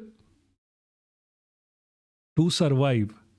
Because farm law, that was the MSRP or whatever that was going to come in, that was going to make it extremely difficult for, I am coming to it, there was going to make it extremely difficult for people like you and me to buy and regulate our food supplies. Like Reliance was allowed to hoard grain under that law, which means it can hoard grain during times of plenty and then create an artificial drought and then sell it at a higher price. Not everyone is ever going to be able to buy it at that price, which means at the end of the day, a lot of people are going to go hungry. A lot of people are going to not be able to buy food or as much as they need, which is going to increase the disease load within people, which is going to increase malnutrition, which increases poverty, which increases the amount of death that a country will experience. The martyrdom of these 700 people saved 1.4 billion people. And I'm sorry, you might not be informed enough if you think their sacrifice was stupid. Their sacrifice saved a lot more people than you can ever imagine. Because the whole thing, the whole new laws were built up on this idea that you can exploit the farmers, you can exploit the people on food grain, on food comma grain. So the only Punjab, Haryana farmers went for it, and other state India is distributing food for free to 80 crore. So do you want me to become 1.4 billion people to distributing food grain? Like the law was only for Punjab, Haryana farmers. Where do you think your wheat comes from when you're in the center, Madhya Pradesh or South? It doesn't come from your state. It comes from them. Where, like, are you really sure that the law was always going to stick for only Punjab and Haryana farmers? Are you that stupid? Come on, man. Come on, seriously. Like, this government is selling off every single PSU to Adani Ambani. This government is selling off every single necessity of the common man to Adani Ambani. This was an attempt to sell off like farming goods and farm storages to Adani and Ambani. That is what they stopped. They should be proud of themselves. They saved Indians more than the Indian army has at this point, I would say. The farm protesters were the best of us. And we should aspire to be like them. Anyway, moving on. Religious groups and private charities often led such initiatives. Today, these are called welfare programs, and they usually take the form of government-provided subsidies for housing, food, energy, and healthcare. Typically, these programs are means-tested, meaning that only people who fall below a certain income level are eligible for benefits. That is always bad. This policy is designed to ensure aid goes to those who need it most. But it also means people lose access as soon as they earn more than the qualification threshold. See, the problem here is, and they'll explain it themselves, is that when you have a cap, you don't always have the necessary. The law is. Jesus, I'm getting. I'll read the chat later. I'm getting too addicted to reading the chat. So when you have these welfare schemes developed by capitalistic governments like this, they'll always have a mean cap and they are bound to fail, mostly because it doesn't concern all of them. When we were talking about Kerala before, the whole idea of Kerala was we are going to do it for the people at the lowest levels possible. That means if any welfare scheme is not set up that way, it is going to be a failure at the end of the day because it doesn't consider people. It only considers your baseline, which is it's like running like a company, which is not good for a government because governments are not companies. They should not be run this way. Regardless of whether or not they're financially stable enough to stay there. Laws were cleverly passed in parliament during peak COVID lockdown without consulting the opposition, while the media kept us busy with Sushant Singh Rajput and Rhea Chakraborty. Yes, that is true. That is another thing. The other thing was, like, to be honest with you, Pratik, I would say even the opposition would agree to them. The only reason the opposition did not agree to it is because of the farmers, because the farmers protested.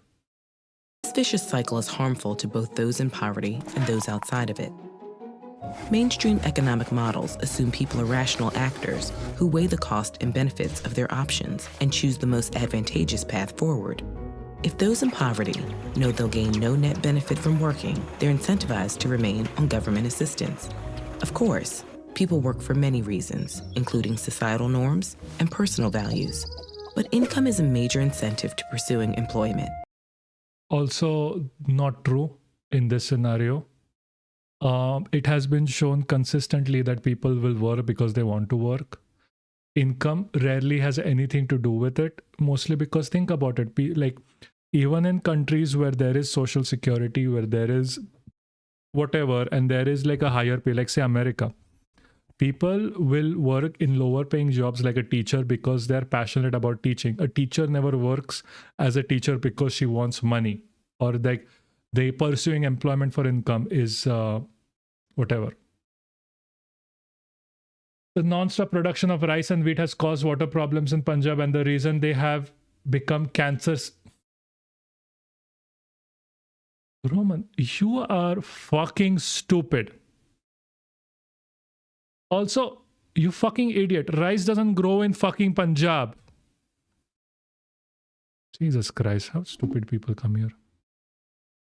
Like, how about, I understand there is no grok on YouTube, but like, if that's the only way you would understand, go on Twitter, do grok, and come back here.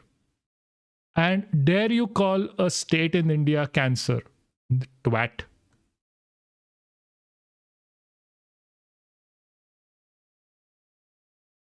Link. Show me the link. Show me the link where they are saying that it has caused a problem in Punjab and because of it, it's a cancer state of India. Show me. You can say because of overproduction, the water levels have gone down. Because of overproduction, we have issues within, like say, like people don't get enough water because they are being overexploited. Yes, that I would agree with you. I would not ever agree with you if you're calling them a cancer state of India.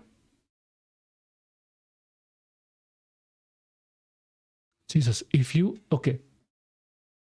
Okay, as a rule, I need all of you to be writing a little bit more descriptively because you're gonna get screamed at. Because become cancer state of India is something very bad thing to say, you know. Yes, I know. They have a higher rate of cancer because the government is not taking care of them, because they need more social safety nets for avoiding these things. They need more social safety nets against stubble burning. Stubble burning, for example, does lead to cancer. You know, the best way to avoid stubble burning is governments can just as easily buy the stubble from those people. It just needs initiative. There is no initiative. And people really need to push this idea forward that, hey, we need to start protesting for this kind of stuff. We need to start asking for this kind of stuff. If that doesn't happen, it's going to be a fucking problem. And when less people take on new jobs, the economy slows down, keeping people in poverty and potentially pushing people on the cusp of poverty over the edge. Some have suggested this feedback loop could be removed by eliminating government assistance programs altogether. That is literally the worst thing possible, eliminating assistance programs. Like, what the fuck? Like, some capitalist economist has said this, and he's just going to be the worst person you can possibly ever meet. But most agree this solution is neither realistic. Yes, that is the point, right? Yes, I was a bit wrong. I should have said fertilizers. You're correct, Rowan. It is because of fertilizers used in and pesticides used in farm production. But the way to combat that is to have better laws around it, is to provide safety measures, is like safety equipment, more equipment. People are still being forced into doing manual labor without safety equipments. You can see it with the people who clean sewers in India. They are just sent in directly. That's why unionization is important. That's why you need to force the government to provide these things for you, especially if you're working as a farmer, especially if you're working in these fields that the entire country depends on.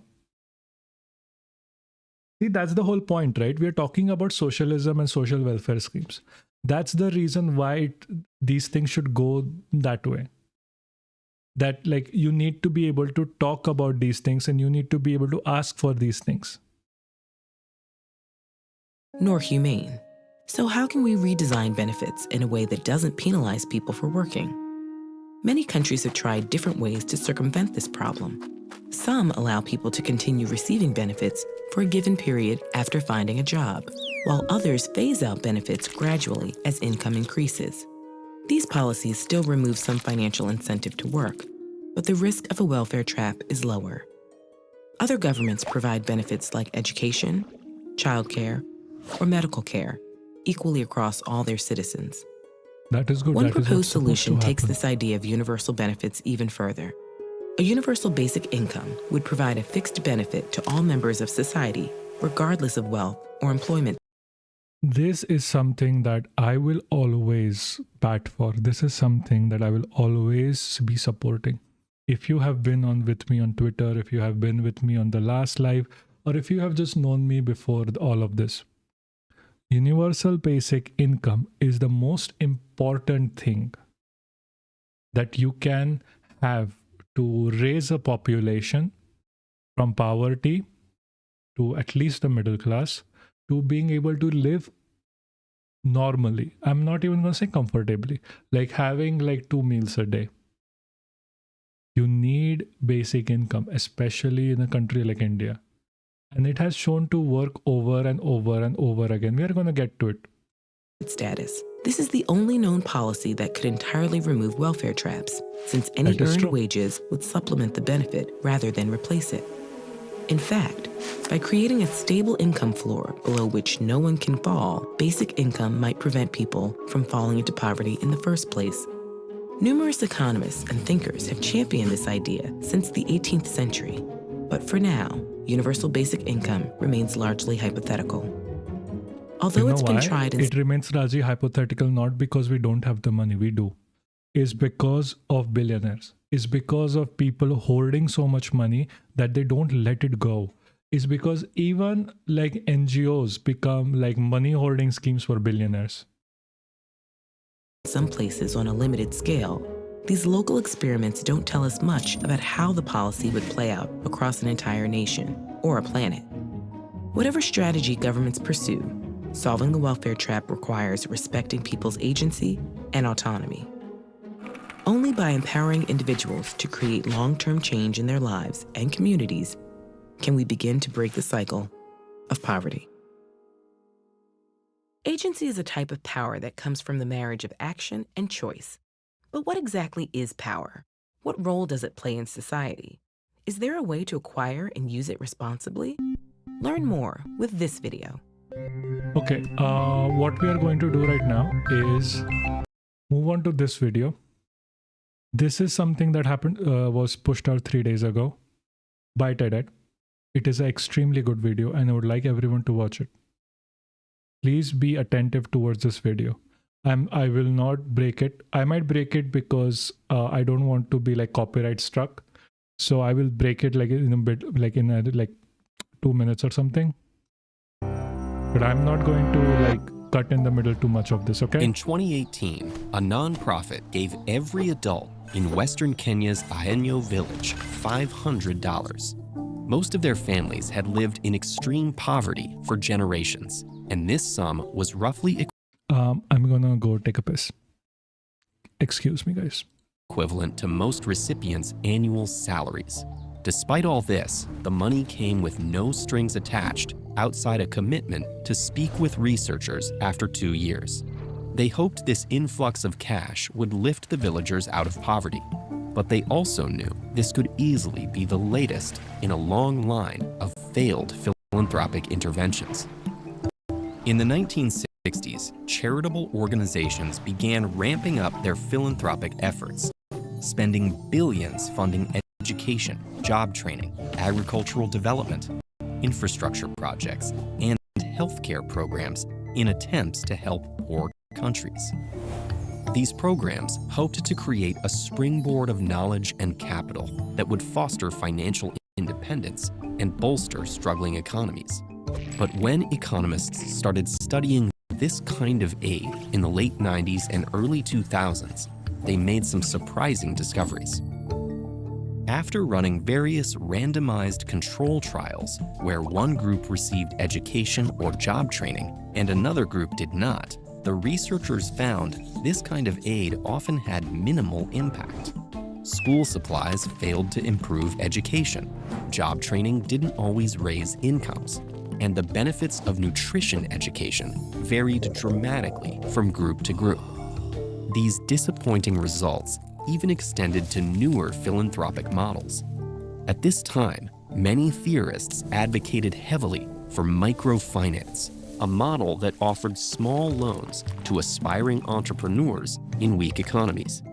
But while microfinance recipients consistently repaid their loans with interest, the programs failed to meaningfully raise their incomes. All these failures led researchers to consider a strategy many considered ridiculous: direct cash giving. Most philanthropists saw this approach as the worst kind of short-sighted philanthropy. They assumed recipients would quickly spend the cash and then end up back where they started. But when researchers returned to Ahenyo 2 years later, the results were astonishing. Business revenues were up 65%. Families saved more and ate more. Kids were doing better in school. There was less alcoholism, depression, domestic violence, and See, this is why I keep saying income works. You need universal basic income at every stage of life. If you don't have it, you're going to suffer. The whole idea behind capitalistic grifting is not true. Like, there is no such thing as grifting to survive. Every single capitalist who tells you that has gotten a loan from someone that they knew without without interest, has gotten a handout at some point, and that's why they have grown. You cannot do that because you don't know rich people. Your parents aren't rich. Even like the whole self-made millionaires are not self-made, not one of them. They always have someone rich supporting them. So the problem here is, without a universal basic income, there is not going to be any growth for you. You can't come out of poverty without it, because you are not going to have a stable life. You're always going to have to fight for survival, and that is not a good way to live. inequality between families. And these impacts weren't unique to Aenyo. Since this study, direct cash giving has become one of the most researched poverty interventions, and it's consistent. Before anything, this is just a PSA because I need to learn how to keep saying this. Like, share, and subscribe if you can. Share this thing if you like it, and just share it with other places than just Twitter. Thank you. Shown impacts that often exceed traditional aid programs. In fact, a subsequent study spanning hundreds of Kenyan villages found the surrounding economy grew by more than twice what was given out just a year after the cash transfers. However, direct cash giving isn't a silver bullet. Poverty is a generational issue that requires long-term changes to solve. And since this intervention is relatively new, we still don't fully understand the effects of cash giving on extended timelines. For example, a Ugandan study beginning in 2008 found that while a cash transfer improved some families' earnings over the first 4 years, the positive effect disappeared after the next 5 years. Then it returned again under the pressure of the COVID-19 pandemic. Clearly, we still have a lot to learn about how there isn't a lot to learn. It just means people were more secure. Cash giving unfolds over time. But regardless of what we learn in the future, the theory for why direct cash giving works can help change how we think about poverty today. Where traditional aid programs assume that philanthropists have the best knowledge of a community's needs, cash giving programs believe the people experiencing poverty best understand what they need to escape it. That is true. For example, that's where direct cash perhaps always for works. one person, repairing their home is more important to long-term success than starting a new business. And for another, ensuring their child can finish school might allow them to bring in more money in the future. Fortunately, we can afford this kind of help. Today, wealthy countries spend $200 billion a year in international aid, and philanthropists have $1.5 trillion more sitting in private foundations. We already have the means to eliminate extreme poverty, but doing so will require these institutions to trust the expertise of the people actually living in these conditions.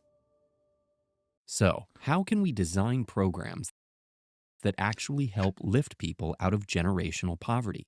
Take a look at the paradox of welfare programs and find out what we can do to fix them with We this already video. saw this.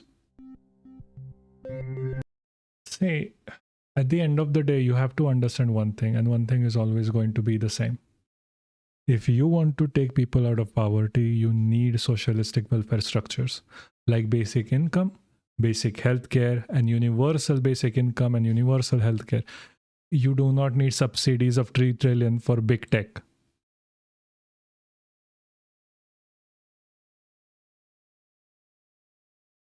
See, as they said, as someone who grew up in and is still experiencing a form of poverty, a lump sum of money helps a ton because they can prioritize, they can pay their bills, they can fix their car, they can get checked up for like diseases and prevent future money sinks. This is important. A lot of times when you talk to, let's say, capitalist economists, they are not going to address any of this because they know it's going to actually help people. There's a reason why you don't believe economists, because they always have an agenda of making more money. And the best way to make money in a capitalistic system is to ignore people, is to exploit them. They're never going to have a welfare state where they are helping people out. Only unionists do that, only communists do that, only socialists do that. You cannot expect a capitalist to save you from poverty because their whole basis of economics is based on exploiting the poor. And you are the poor, trust me. When they say that the rich versus the poor, the rich is the top 1%, which you are never going to reach, my friend. I am so sorry. There is no luck in this world that will help you reach there.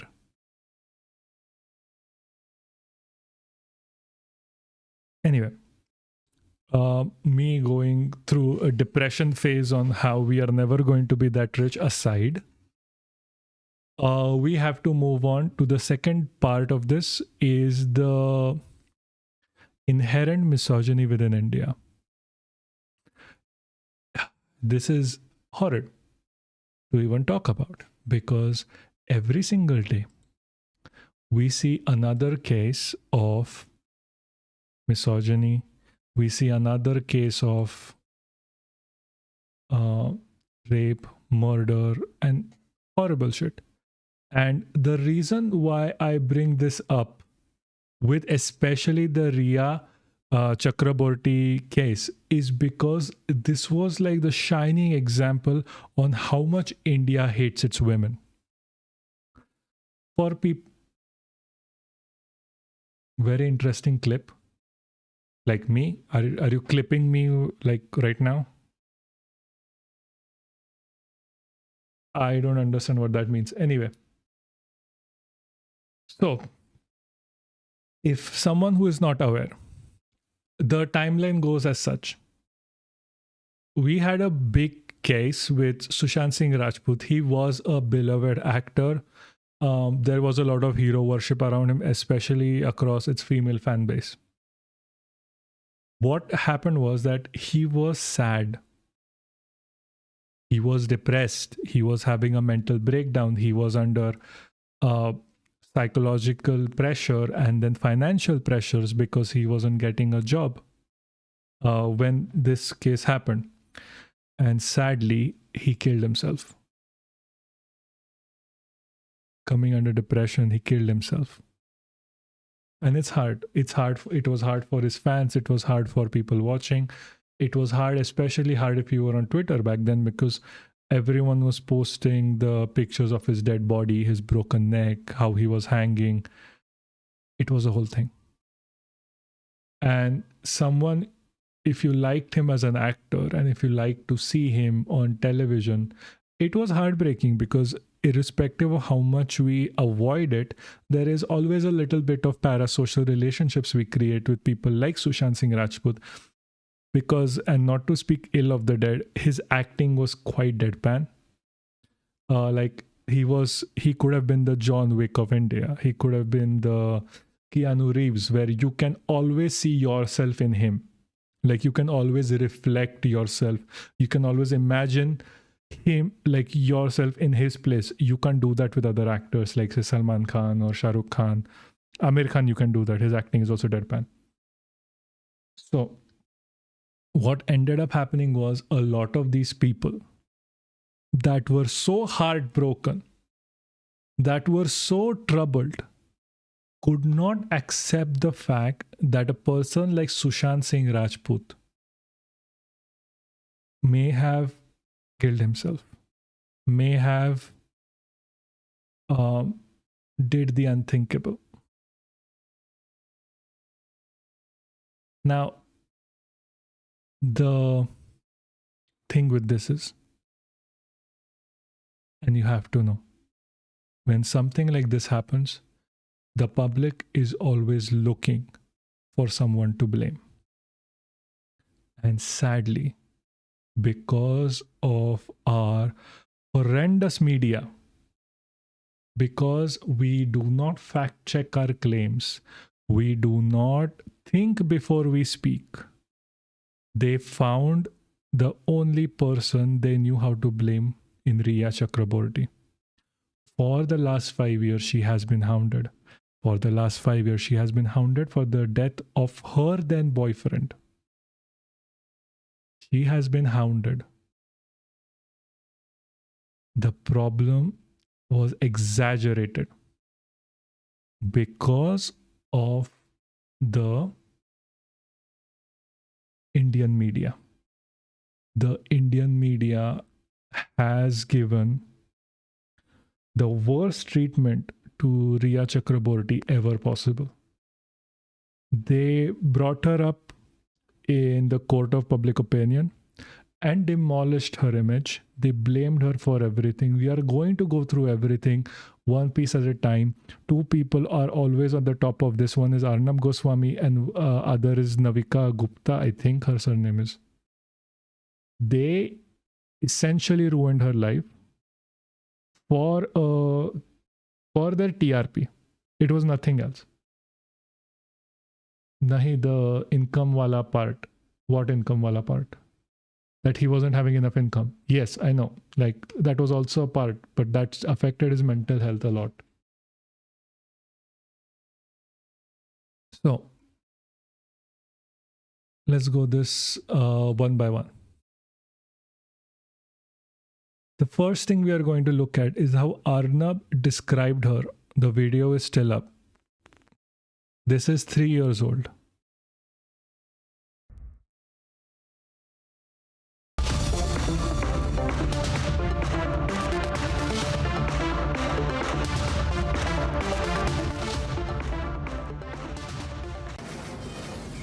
From the Mumbai studios of Republic TV. Yada, who cares? Move on. Goswami on the Brigade defended Rhea Chakraborty with righteous indignation. And they try to blame us, the media, for raising questions. Yes, these media is to blamed for raising unnecessary questions at unnecessary times.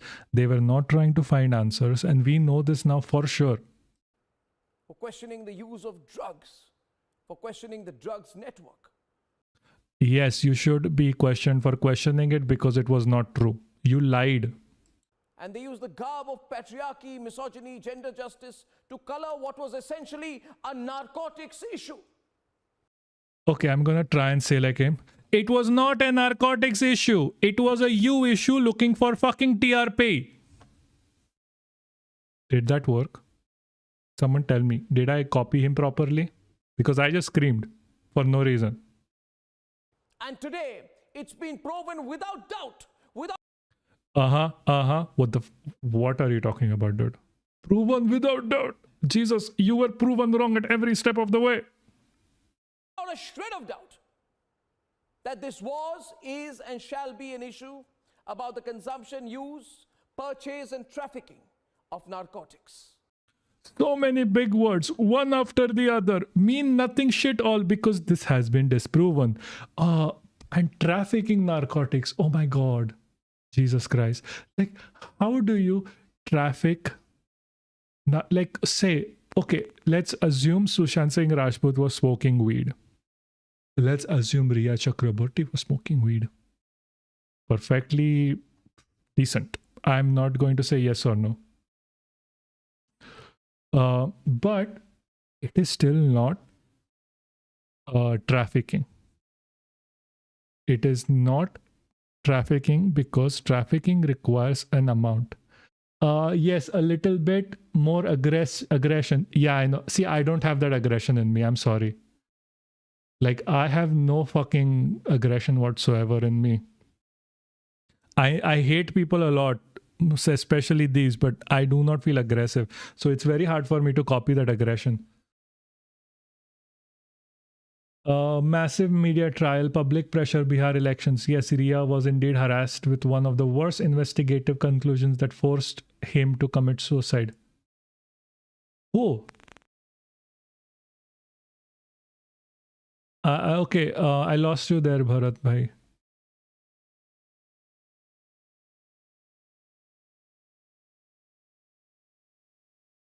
I mean, I don't think like the media pressure and like the case of his suicide, I should probably beep that out, was like that forced him to commit. So what? No, I don't think that makes sense, because can you rewrite that please so I can understand it better? I'm sorry, I'm stupid. Maybe I can, like, if someone wants the job, I can give them the job of like editing this video and clipping this out for like, for what essentially is like for shorts or something. See, there were no real culprits here. Like Sushant Singh Rajput did kill himself. The culprit here is this man here. He is the one who is doing this entirely for TRP. Let's debate. After the death of Sushant Singh Rajput shook the nation, a probe into his death led to an investigation into a drugs case. There was an attempt to make a martyr out of Rhea Chakraborty by a Lutyens brigade and a Bollywood lobby. Rhea draped herself in a white kurta and played the part of an innocent citizen being targeted. He is innocent. Even though She wasn't played a part. things are being said about me in the electronic media, I refrain from commenting on the advice of my lawyers, as the matter is sub judice. Satyamir Jayate. The truth shall prevail. But now, facts indicate something entirely different. While Smash the Patriarchy was the chant used to detract from the drug charges, रिया आपको 27 धारा 27 के तहत रिया आपको रखा गया है। आपको 10 साल की सजा हो सकती है रिया। रिया 25 बॉलीवुड सेलिब्रिटीज कौन है रिया? रिपब्लिक आपसे पूछ रहा है। 25 बॉलीवुड सेलिब्रिटीज का आपने लिया नाम। रिया आप ड्रग्स पार्टीज ऑर्गेनाइज करती थी रिया। रिपब्लिक पूछ रहा है आप ड्रग्स पार्टीज ऑर्गेनाइज करती थी रिया। See, that is just bullshit. Rhea's own What the fuck? What does a drug party mean? There is no such thing as a drug party. You can have parties with drugs in there. It's not like someone's going to a party like, oh, this is going to be a party and this is going to be like the walls are made up of drugs, whatever. Or maybe I'm just too stupid or understanding.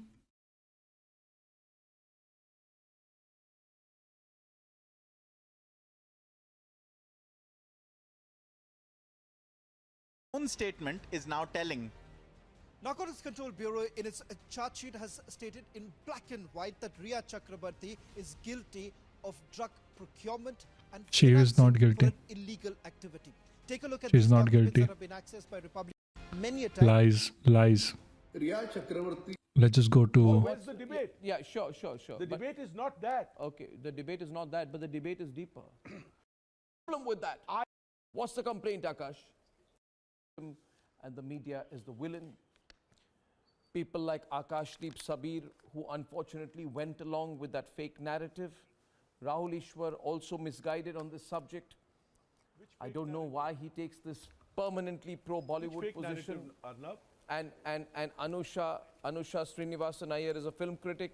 Indrajit Lankesh, filmmaker. Subhasja, advocate. Subrashta, columnist and author. And Savio Rodriguez is chief. Why did he scream? Does anyone know? Like, wah. Why? So fucking stupid, this man. So fucking stupid. He screams for absolutely no reason. Editor of the Goa Chronicle and spokesperson of the BJP in Goa as well. Yes, what's the complaint? What's the complaint, Akash? Are you going to complain about me? If she has been found guilty of possessing, consuming, trafficking in drugs, are you going to blame me? You have anti-Bollywood. you can obviously blame Arnav for making this a bigger issue than it is. Would stand all the time. Let's discuss the merits of the case. I have an anti-drug stand all the time, and I don't know why Bollywood needs to have a problem with. Maybe, like, he is always this hyper guy, right? He's always this guy who's always like screaming and shouting and whatever. Maybe it would really help if he smoked weed. Maybe he'll calm down, he'll mellow out, he'll just chill out and relax for a second. Like, at this point, I'm really worried that he's going to have a heart attack. Every single day, his job is to go there and shout like a crazy person. Like, chill, dude. You can have a debate and be normal. You don't have to be whatever this is. Like, this. Or like, this is. With that. I too have it. So where is the debate? I too agree with you. Let's wait for the court. Say no to drugs in every department, not just Bollywood. No, but here... Throw drugs out of the world, not just the country. Yeah, so where's the debate? Yeah, sure. The debate is not that. Okay, the debate is not that, but the debate is deeper. The debate is not deeper. We don't defend drugs at all. No, I am not saying all of Bollywood, but I don't know why Bollywood is so touchy. Why is Bollywood so touchy, Subrashta? Everyone is against drugs, but nobody's targeting some people in the name Bollywood of drugs is touchy, unfortunate. Arnab. Please Those who remember, consume need to be earlier punished. Aryan Khan was the kingpin of drugs in India. Aryan Khan got a clean chit.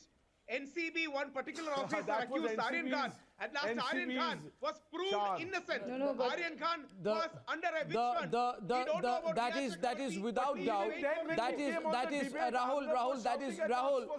That That is without doubt the most foolish argument of the day, because at that time you went and said NCB is great. Now the same NCB says that Rhea Chakraborty was financing. I told you at that time that they are making a mountain. The same NCB says, allow me to complete, that Rhea Chakraborty was financing the illicit trafficking and harboring of... Okay. Oh, Jesus. I can't listen to this. He's screaming way too much. And I need to reply to this. Hold on. Like, give it like 5 minutes, because I can't take this, man, because my brain hurts. My brain really hurts when I listen to him. That's why I have given up on listening to Republic TV at all. The only reason I'm doing this is because for this channel.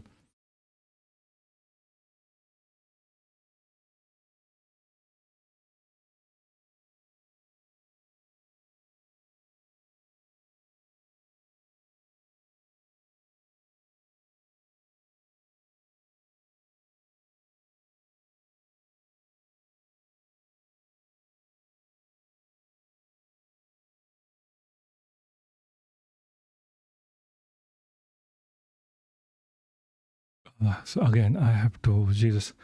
Someone, please give me an indication you're still here and with me, because I need that support more than ever right now, because I have this issue with people screaming. And I do not want to take it. I scream at them back.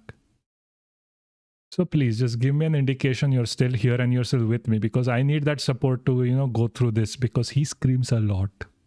And I can't reduce my volume, because if I did, your volume gets reduced. Of drug peddlers, that she used to procure drugs. That she used Who gives a shit? to possess She is not guilty of shit. drugs. That she used to sell drugs. That she used to purchase drugs. That she used to transport drugs. And that she used to consume drugs. Where did you find out that she used to earlier sell drugs? the same NCB, Where was some she officers selling said drugs? regarding Aryan Khan that she is a culprit, Where was that she he is selling arranging drugs? international drug mafia. What about all those arguments? Aryan Khan was in jail for at least 26 days. What about his lost days? Rahul, Why will you don't stop we wait hyperventilating for and the allow the other court person to... Yeah, no, I understand, Pratik. He follows a script and he knows exactly where to scream. It is all planned. This is not real. Nothing is real. He's just doing it for just the showing off. Like, there is literally no reason for him to scream. There is literally no reason for anyone to scream in this scenario. speak as well. The verdicts. Sure. Why don't we wait where for have the I court found? to I have pronounce not the found verdict? anything. I don't run an investigating agency. The NCB, your favorite NCB, your favorite NCB has found. Subrashta is on the debate. Please read next time clause number 83, page number 27 of the NCB statement, which is placed before the court of the Honorable Special Judge, and come prepared into my show. Subrashta is on the debate. Subrashta. They're so uncomfortable. This is not a debate. I'm sorry. This is not how you run a debate. This is one person screaming and the others listening. It is very And sad. again, you can see that this has never even come to the point where they are in a position to even discuss this. We are just doing like basic stuff. This could have started like very early. That even then, when the controversy broke out, it became a part of this harmful trend in the fight for feminism that all women are reduced to being victims of toxic patriarchy. Now, This is quite literally a scenario of Rhea Chakraborty being a victim of toxic masculinity. what it really does is it reduces women just because one is a woman, then the person gets absolutely absorbed of all kinds of crime. These are the very same people. There is no crime here. I don't know why she's saying that there And is. said that, oh, she's innocent and she's being targeted only because she's a woman. When Aryan Khan, the whole Aryan Khan case exploded, these were the same people who hailed the NCB. And today, suddenly, NCB has started becoming, this villain again. Because they're darling Rhea Chakraborty and have nothing against Rhea per se. Rhea today has become emblematic of everything which is wrong with feminism in India. No, fuck no. Listen. Okay, I'm not going to comment on what Rhea's Chakraborty's like whole thing on feminism is or was or whatever, but she is wrong. Like even then she was wrong. Like they did not have any proof for any of this. They are just talking. They were just talking, and this is more emblematic of this whole Indian media landscape where everything is based on like this idea that you need to get views, that you need to always have an outlet to what's the word, like you need to always have this idea that you need to get views, you need to make more money, you need to sell more stuff. That is emblematic of Indian media right now. They are not doing any of this for the news of it, because for the news of it, the only thing is like we are going to need to wait for the whole thing to go forward. We need to wait for the justice system. No same person watches. I don't know why Pakistan is like him.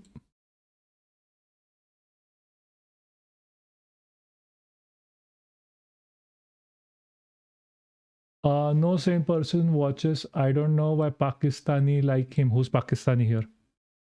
And watch, and so does the rational people when everyone knows he is a hound of BJP. Why can't every sane person ignore him? Because he... see, the thing is, first of all, I don't know if anyone is Pakistani. It's not a bad thing to be Pakistani, let's be honest. It's just a nationality.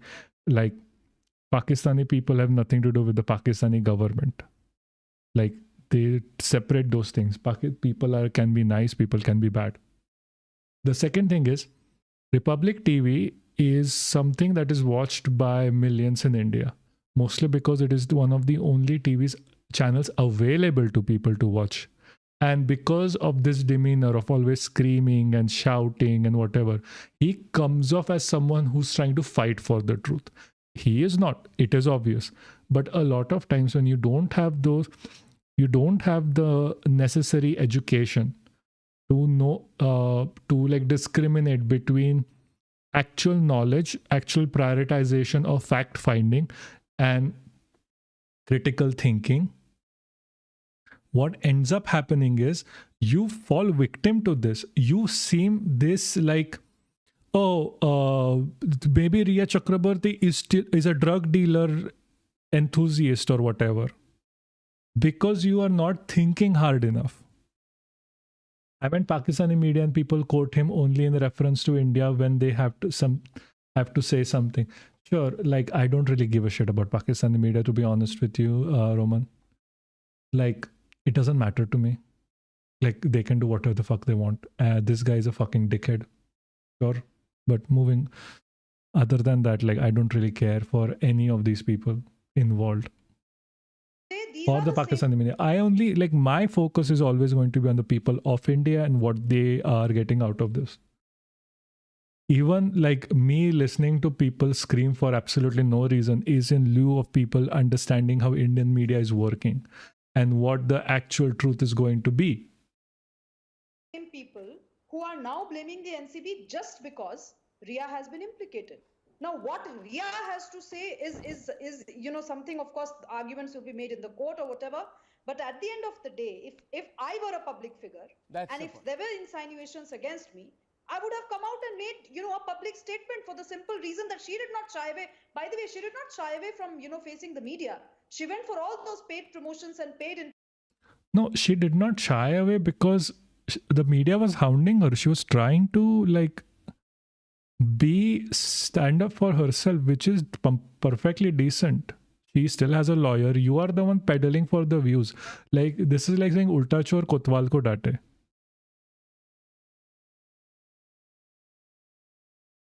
A complete courtroom drama set up in TV studios where the anchor took the role of judge and jury even before investigation started. She was pronounced as a criminal before. Yeah, that is a problem. That is an absolute problem. Interviews and all those, I'm just going to move forward here. Bollywood, all evidence. Tomorrow, I was talking to some. Give me 2 minutes. Jesus. Give me 2 minutes. Give me 2 minutes. What are they talking about? You must.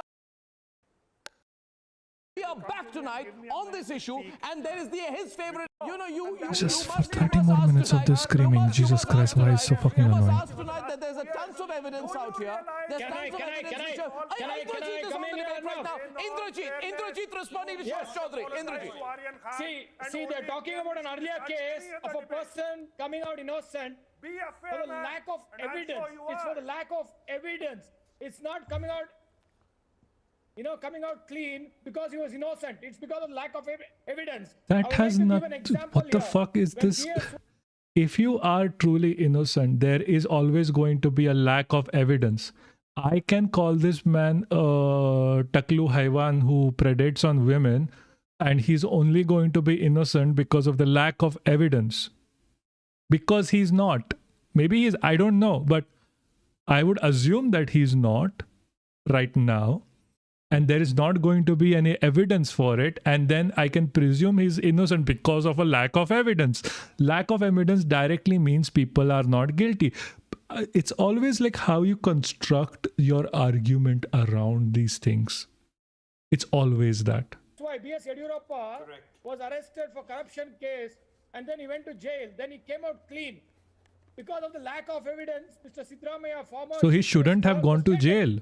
He's not clean because the court didn't say he's clean. Because of the lack of evidence, he's come out. But now, when a person comes out because of the lack of evidence, tomorrow, I was talking to some. Give me 2 minutes. Give me 2 minutes. Give me 2 minutes to complete. No, fuck it. I'm not going to give him 2 minutes to complete because he's fucking stupid. And this happened like 3 years ago. I don't really care. Okay. The lack of evidence is a big thing in Indian media for a lot of pedophiles, rapists going free. I agree. Lack of evidence doesn't always mean that the person is not guilty. But in a case like this, where it's not a criminal investigation, it is a civil investigation. It is she was not termed as a criminal. It's not a felony. A lack of evidence always means that the person is innocent. It also means that in cases of criminal nature, of murder, of rape, of whatever, a lack of evidence also shows that the government and the government arms like the police, the judiciary have not done their job enough.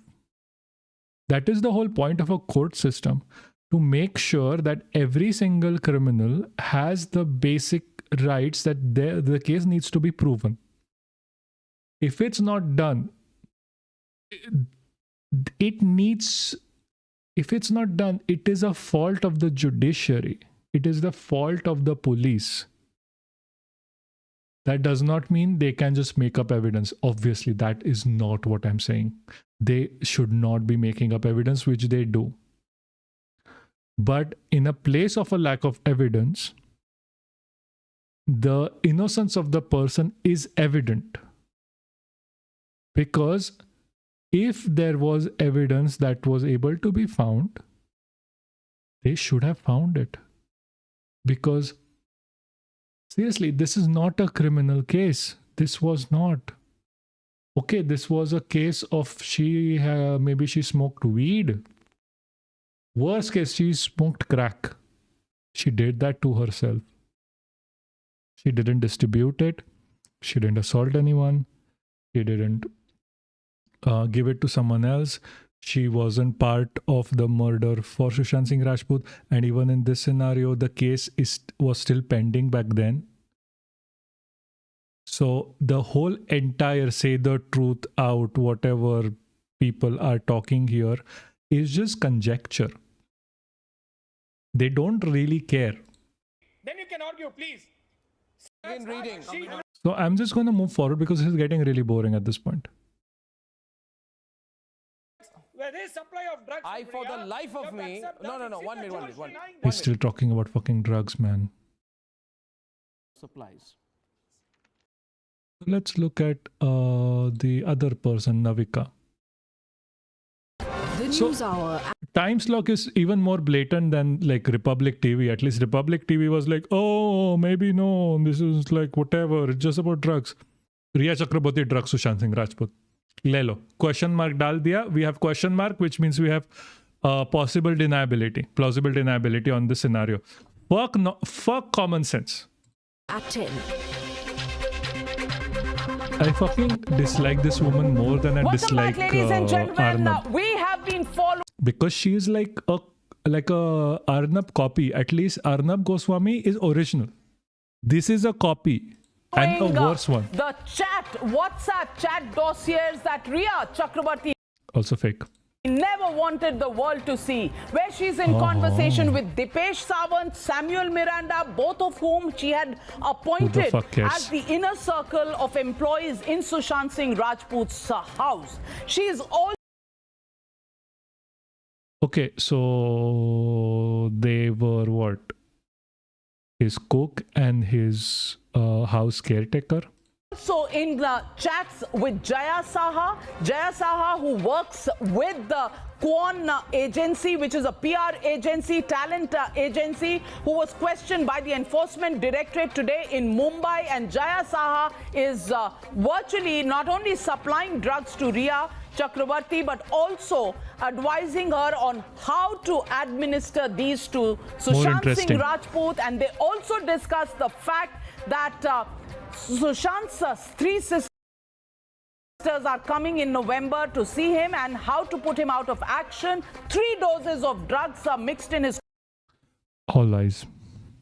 Coffee, tea or water is what Jaya Saha advises. And then Rhea says, I'm going to vamoose from this house and then leave him, and I hope the sisters don't dash him up. She uses a 4-letter word, clearly wanting fuck him up. Sushant Singh Rajput's mind completely. This going back and come from Bhubaneswar, very fresh out there, and then financial ranking, clearly having her eyes on the finances of Sushant Singh Rajput, from mutual funds, fixed deposits to credit. See, my partner knows about all of my like funding or whatever, like all of the money that I have, which is nothing, but still, like, she knows that I have nothing. Why wouldn't Rhea Chakraborty know that? She was his girlfriend. Like, are you really fucking real about this at this point? Like, I would like to go back in time to 5 years ago and ask this woman, what the fuck is wrong with you? Like, really, you want that much TRP? The Mumbai police couldn't find out in 73 days. ये कैसे possible है? Because, you know, your shit is made up, and she was innocent. She is innocent. We are going to get to it. Navika, first of all, can I tell you that what happened over the last 15 minutes was nothing short of slaughter. You slaughtered the lawyer so-called lawyer of this so-called chap Gaurav Arya, and he scampered with his tail between his legs. Is that deep He had no answer. No. Chat. Whoever it is. This guy. Do you see him? He's that guy with the mustache now who keeps talking about Diwali. Like Diwali was coming from like old firecracker shit. Like, seriously, is this that guy? Because he looks like. Answers to your pointed questions. Are you in touch with Rhea Chakraborty? What is this MDMA that your client is talking about? Yeah, the fuck no, dude. Why is your client switching off his phone and suddenly he's able to talk to his lawyer, but he switches off his phone suddenly? What? Suddenly speaks to his lawyer. What the fuck? You're supposed to speak to your lawyer.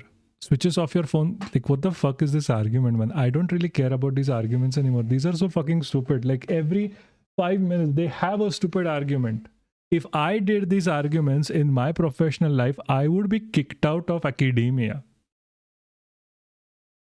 Also, yeah, dude, Jesus Christ, why is he in this case? He's like grifting for like Diwali and Hinduism and religion. Why is he grifting for Sushant Singh Rajput? Are they like paid by the hour? Like every time they show up and be like, hey, no, we are here because we need the money. Come on, give me the moolah. And he was completely cornered, and the way he was flustered, Navika. And you know what he said very importantly, and you caught on to it. He said, I will answer to the powers. Who says that? Powers? Ye kaun se powers?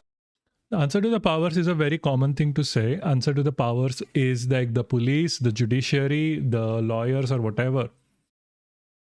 It's a very common thing to say. This guy is stupid. And he was saying, I'm very uncomfortable right now. But till now, he was feeling it was a breeze because the Mumbai police actually did not want to investigate this Maha Bollywood drug aghadi. And I am... Oh yeah, this was the time when they had like the Maha Aghadi government, right? With SS, like Shiv Sena and Congress and INC and what? Who was also there? I think the Communist Party was also there with them. So it's like, oh, the Maha Aghadi. Oh, right. Now drug aghadi. Yeah. They are always looking for a political angle in everything. Like to push for this idea that the Maha Aghadi is politically charged. And like they are like doing the drugs here. Telling you, Navika, Jesus. Today the coverage of Times now from the last 2 or 3 hours is a historic coverage because you have blown off the lid of the drugs dhoka angle that killed. You know what I'm gonna say? Do you know what I'm gonna say? I think you know. Drugs, dhoka, darling. Do you know that song? Love, sex, dhoka. Just something like shit like this was like a really famous song. And I think he just saw like that was going off in 2020. And then I think he just heard it and that's why he's just using it again. Sushant Singh Rajput, not on 14. I have really bad jokes. Like I don't know why you 4 people are here. But on 13, and this entire cover-up that was orchestrated at this point, because at this clearly show, the political nexus that is funding this Bollywood drug cartel goes to the very top of this Sarkar, this Mahavikas Aghadi Sarkar. Navika, I have not seen more historic piece of journalism that I have seen in the last 1.5 hours.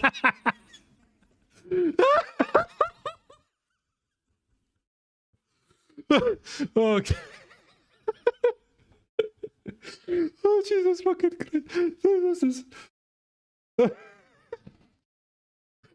I swear to you, I am not lying or acting here. This is like a natural reaction I'm having to the someone saying to Navika Kumar, that historic piece of journalism. Oh, Jesus fucking Christ. Give me 5 minutes, guys. I can't speak anymore. Oi, bhai. Oi, ve. Kurva. साला मेरी Polish निकल आ रही है मैंने. Jesus fucking Christ, I'm just...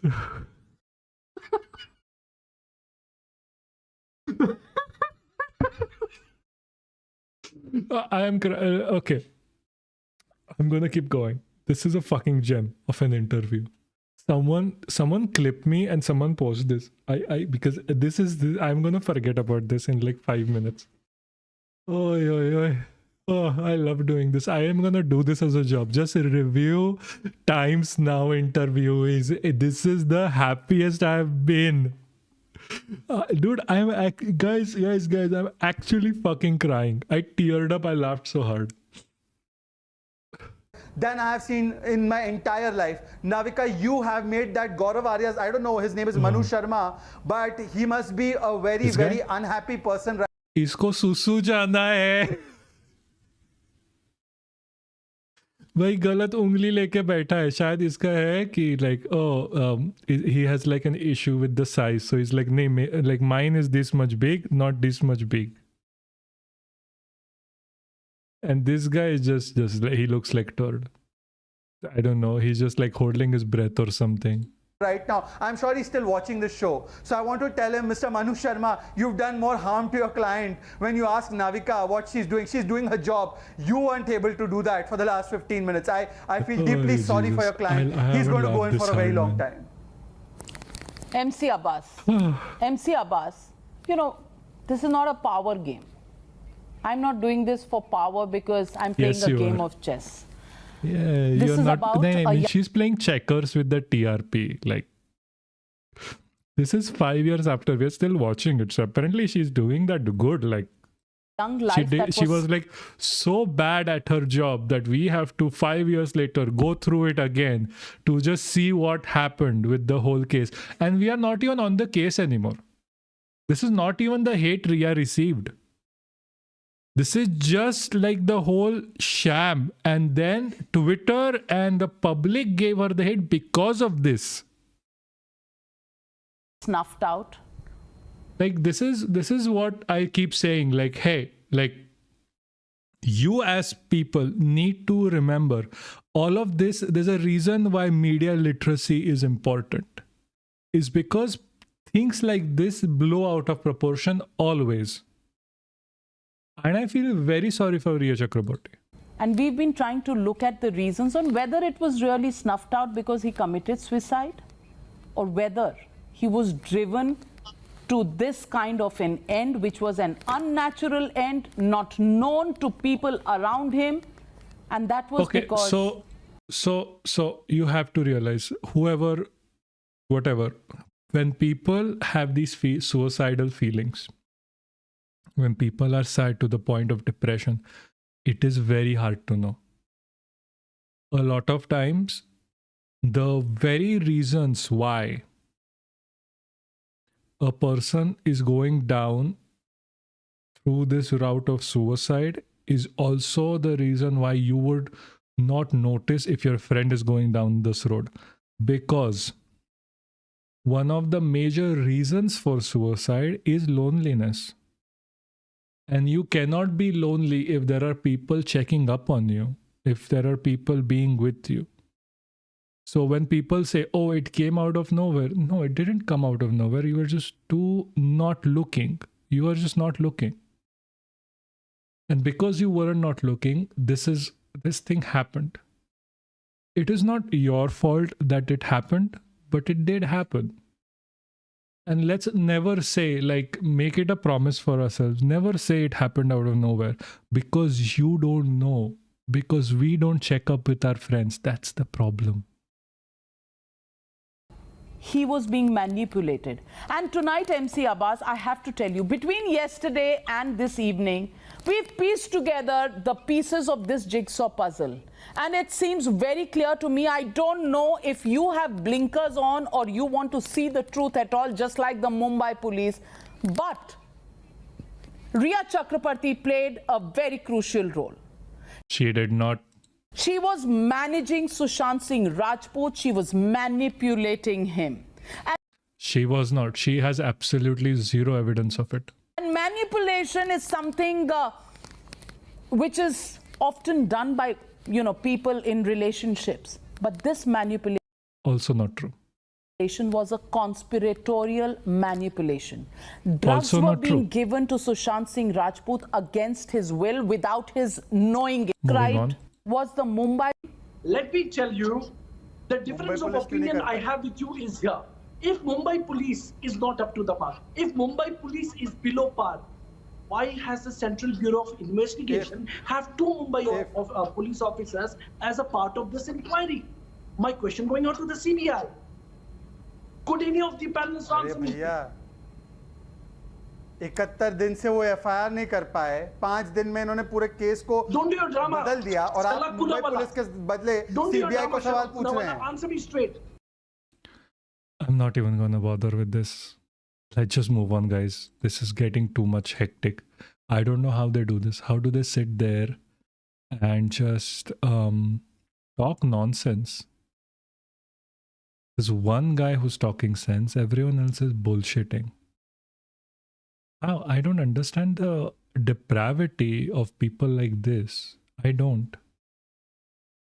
Like, would you ever be able to sit in front of someone in a situation where someone has passed away and have no grace and just blame everyone?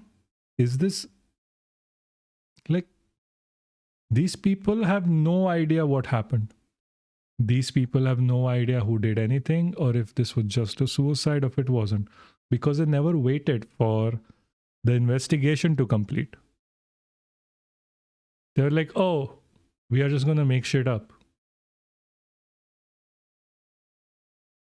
It was a suicide. I'm sorry, it was. And it has been proven countless times.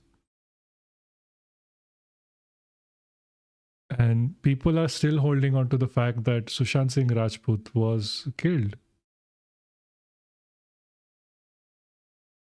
I'm just going to move forward with this because this is hurtful. I'm sorry you're missing out on me laughing at like people commending Navika Kumar, whatever her name is. 72 days. These people, So 1 hence second, Mr. CBI Vaidya. He has improved so much in talking, I swear to you. Jesus Christ. Death on 8th of June, the same day Rhea Chakraborty walks out of Sushant Singh Rajput. I want to ask you, somebody wanted Sushant Singh Rajput dead because that were being opened, the psychological drugs, with this concoction. It was destroying a man.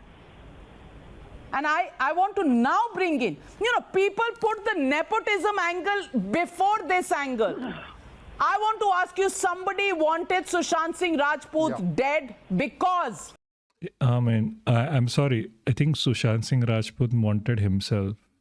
Is it bad to say it was a self-unaliving?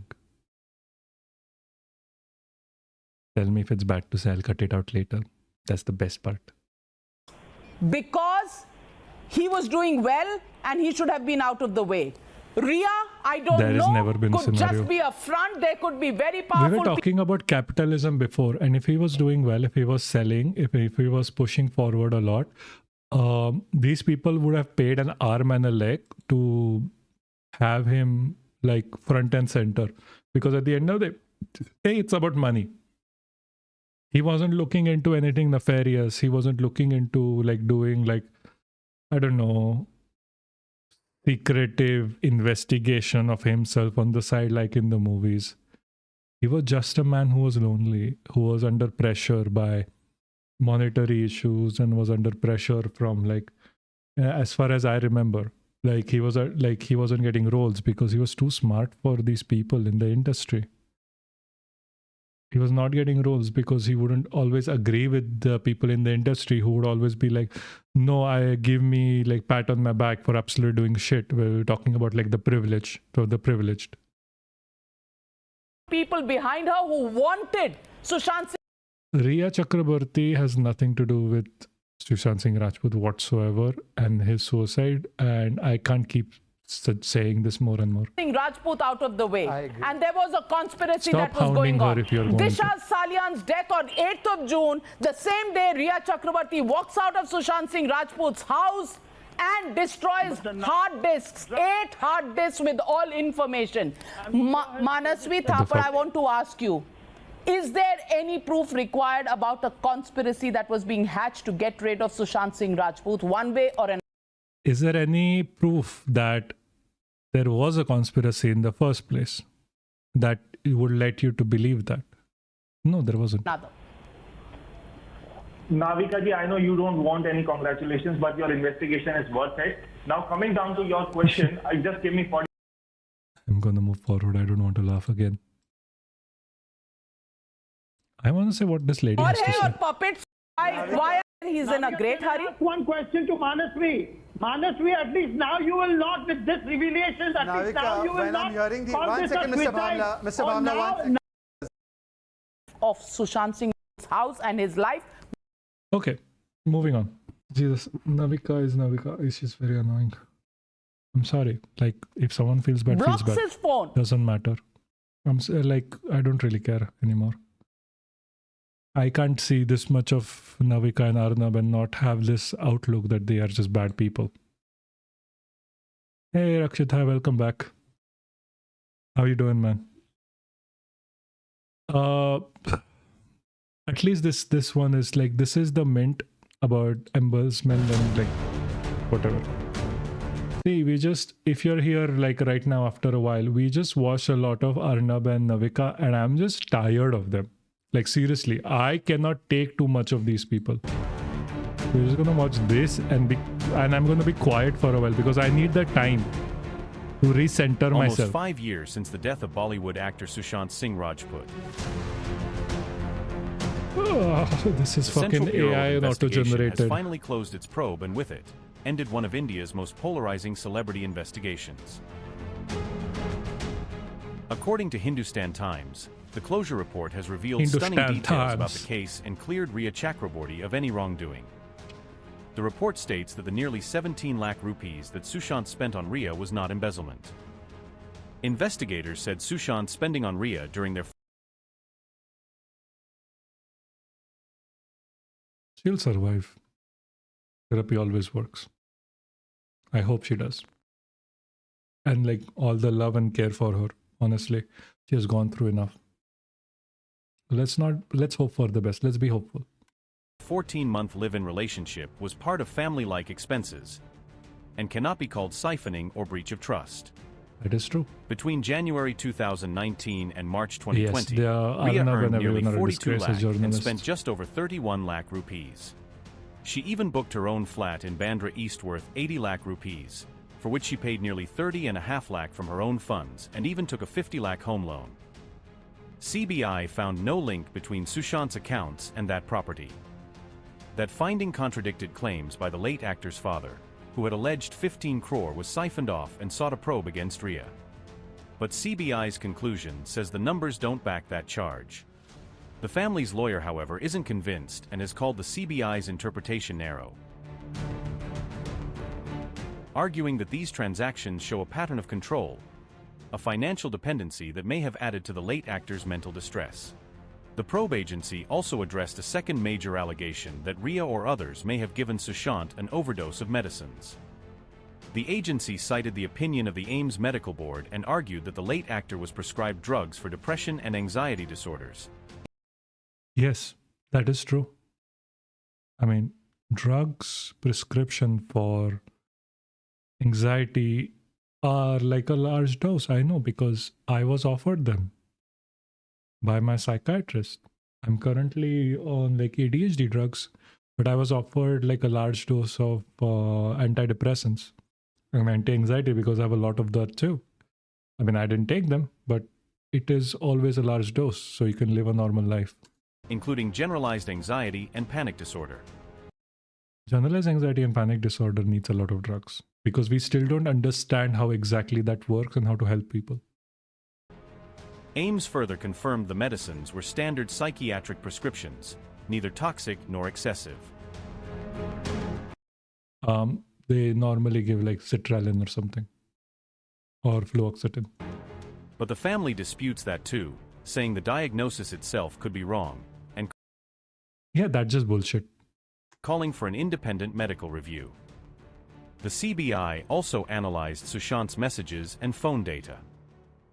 Its report says there was no evidence of threats, no indication of blackmail or intimidation, and no danger to his life, reputation, or property.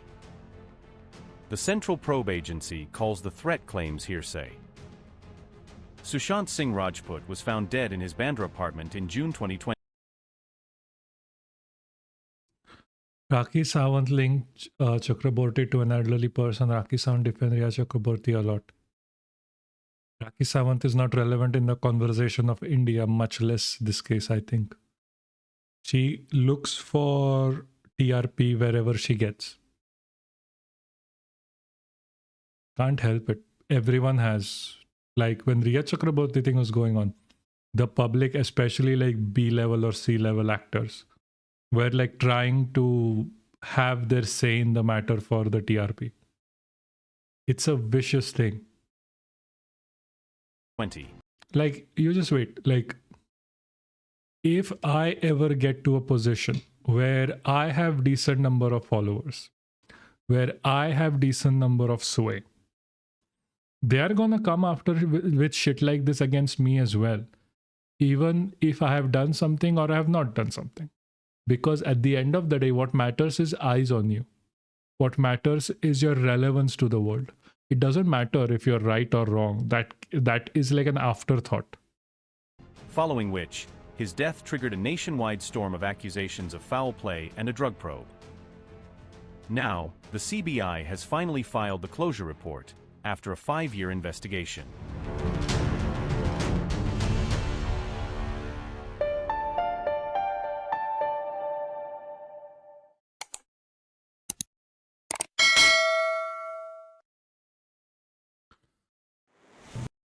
This is not done.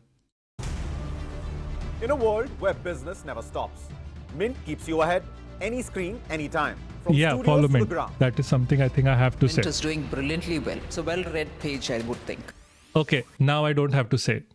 Because like you can't have like Nirmala Sitaraman fighting for you. Jesus Christ, she's just whatever. Anyway, so something I actually like. The coverage by Peak TV, Priyanshi50, that's her name. Go follow her. Priyanshi50 on Twitter. She asks good questions. Arnab Goswami and Navika Kumar apologized to the country now. They tried to convince us that Rhea Chakraborty performed black magic on Sushant Singh Rajput. She fed him drugs. She cut him off from his family for money. She was a part of a Bollywood drug mafia. Yeah, as like if the point is missed while I was covering the other thing, yeah, they were hounding her like she was some sort of like a dog that has gone rabid. And she murdered Sushant Singh Rajput. And now, 5 years later, the Central Board of Investigation has given a clean chit to Rhea Chakraborty. They have closed the Sushant Singh Rajput death case because they found no evidence to prove that Rhea Chakraborty confined him illegally, abetted or provoked him to die by suicide, or embezzled his money. While our TV news channels declare I remember in 2020 when Sushant Singh Rajput suicide case happened, Arnab Goswami used to come every day at 6 and make noise and people were supporting him.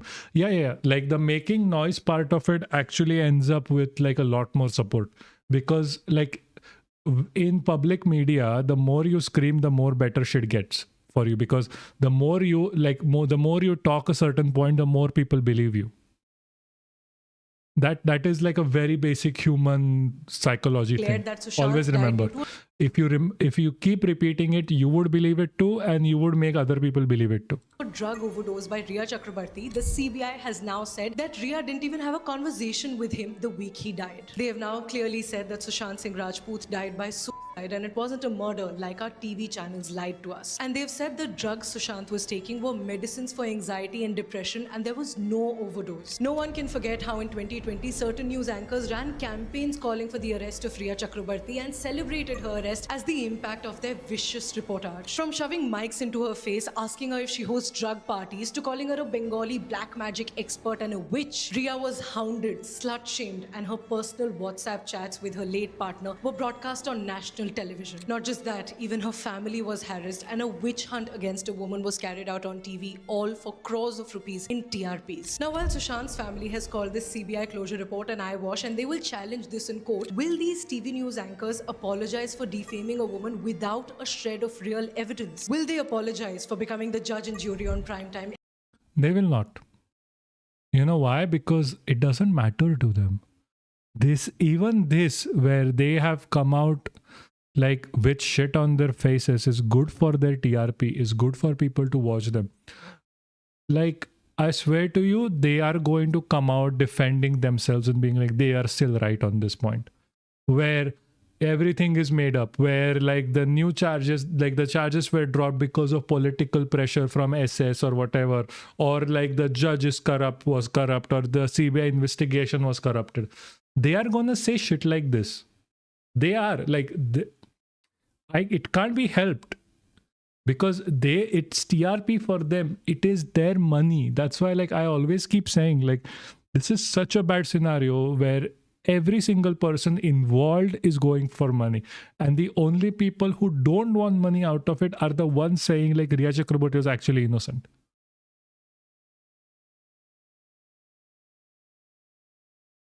Will be a gold. No, what do you mean by that? Explain. So it is wrong to traumatize her so much. Why is this? Yeah. Indian society is not one of empathy, and society is a very hero worshipping. Yes, it's a hero worshipping society without empathy. That is true. That's why I keep saying we need to teach empathy to our children. We need to teach empathy to the people around us. We need to start empathy training at a really small age so we can have the grace to provide people with the necessary empathy required when dealing with such situations. Yeah, I mean, like, accusing someone without proof is bullshit. Like, you need at least some shred of proof. Anyway. So, Rhea Chakraborty was blamed for a lot of reasons. First of all, she was blamed for being close to Sushant Singh Rajput. And the other reason is her closeness and the fact that she's also a woman. Because in India, if someone is dying, a lot of times they blame the women. Saying like, oh, like you could have seen, like, see the talking points. Sushant Singh Rajput was manipulated, was drugged, was pushed into doing things. And these traditionally are said to be like ways of women. Bro, I'm deleting that comment, sure, whatever. Traditionally are associated to women killing someone. Like, it is like thought that, oh, women are not going to use force. They use poisons, they use drugs, they use manipulation. And because of which, and this is important to note, the entirety of the manosphere went against Rhea Chakraborty just because she was a woman close to a man who unfortunately killed himself. It is a case not just of the sadness of his fans hounding her, but also the manosphere that was still like that was at the prime peak in 2020 with Andrew Tate and all of that asshole going after her because she's a woman, because she's wrapped up in this whole scenario of suicide and shit like that. Anyway, and we are going to do a little bit of a deep dive on what is red pill culture, what is misogyny and extremism in India. This is News Minute, coverage of that, the same. I can go around this myself, but they do talk about it way better than I ever can. Hello and welcome to the News Minute and News Laundry. I'm Nidhi Suresh. Most of you must have heard of Andrew Tate, a British American infamous for his extreme misogyny. He currently stands accused of human trafficking, rape, and forming organized criminal groups aimed at exploiting women. Swaraj, it's called hero worship.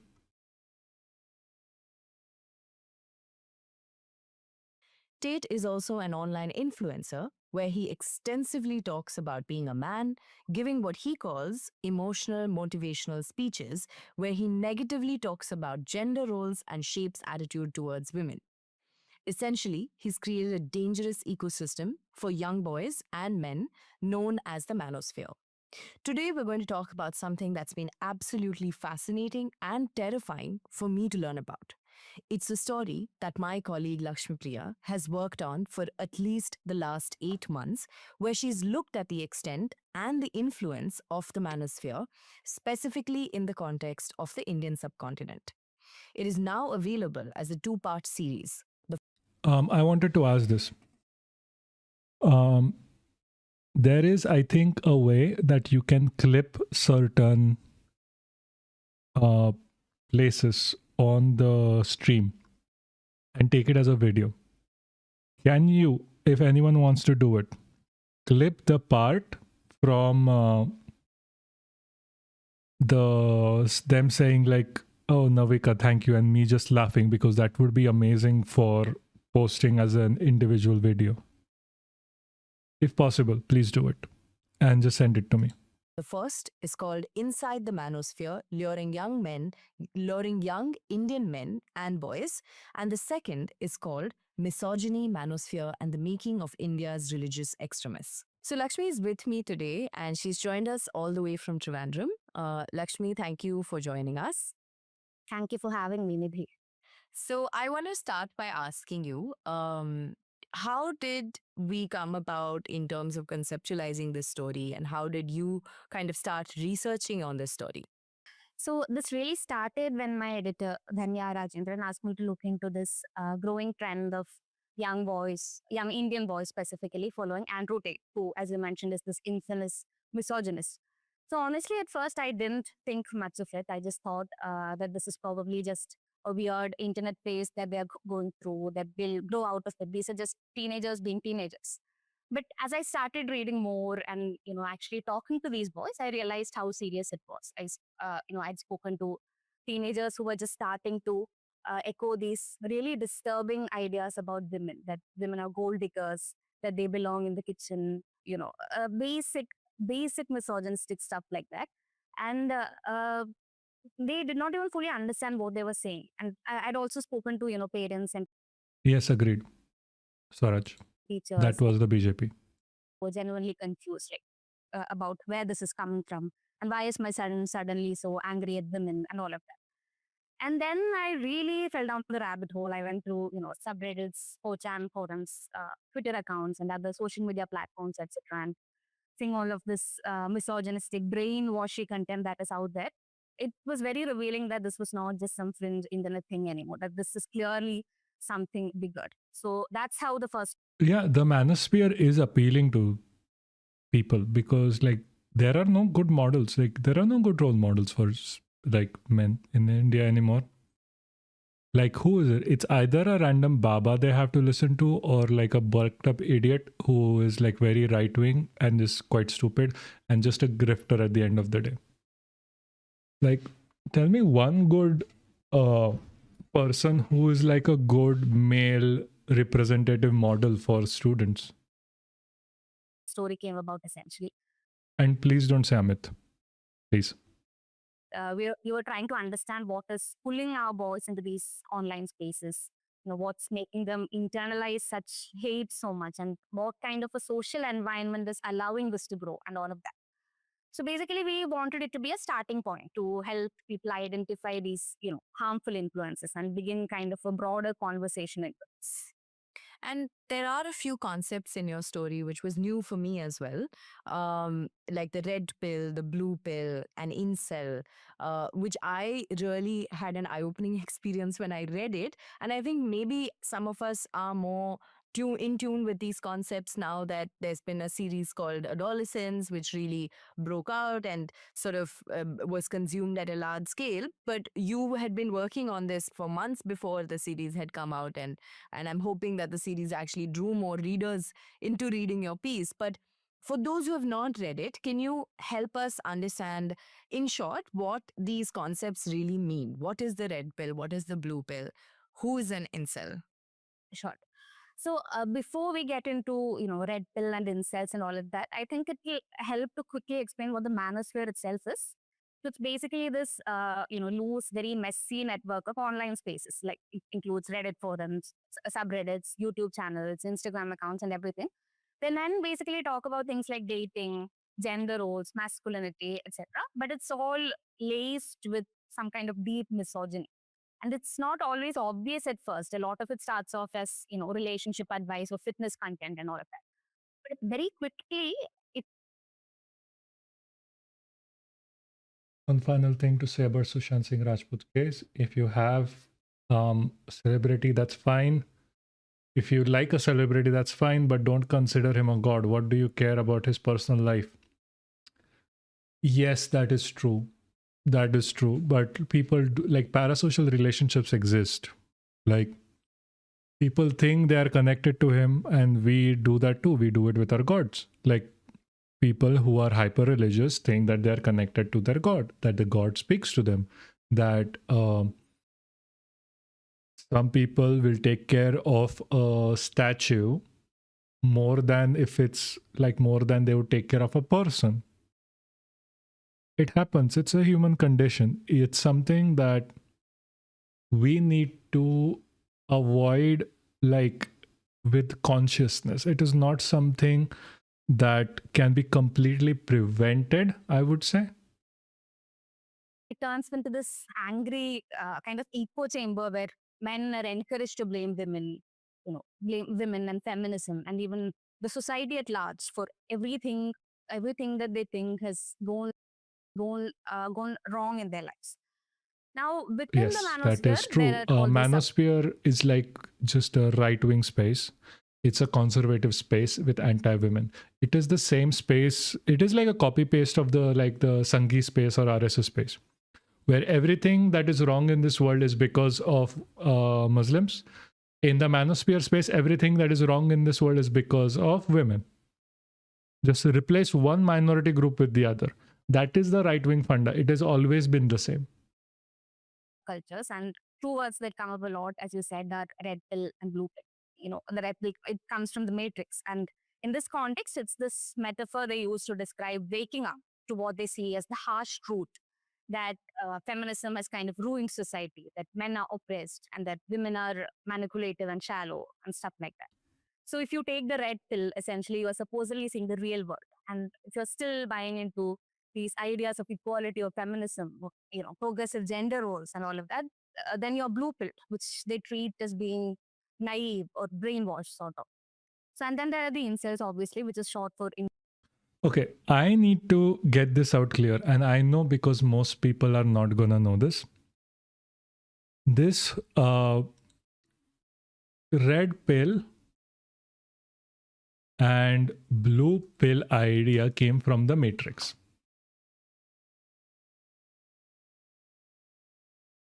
Like, for example, this image. Can you guys see? Yeah.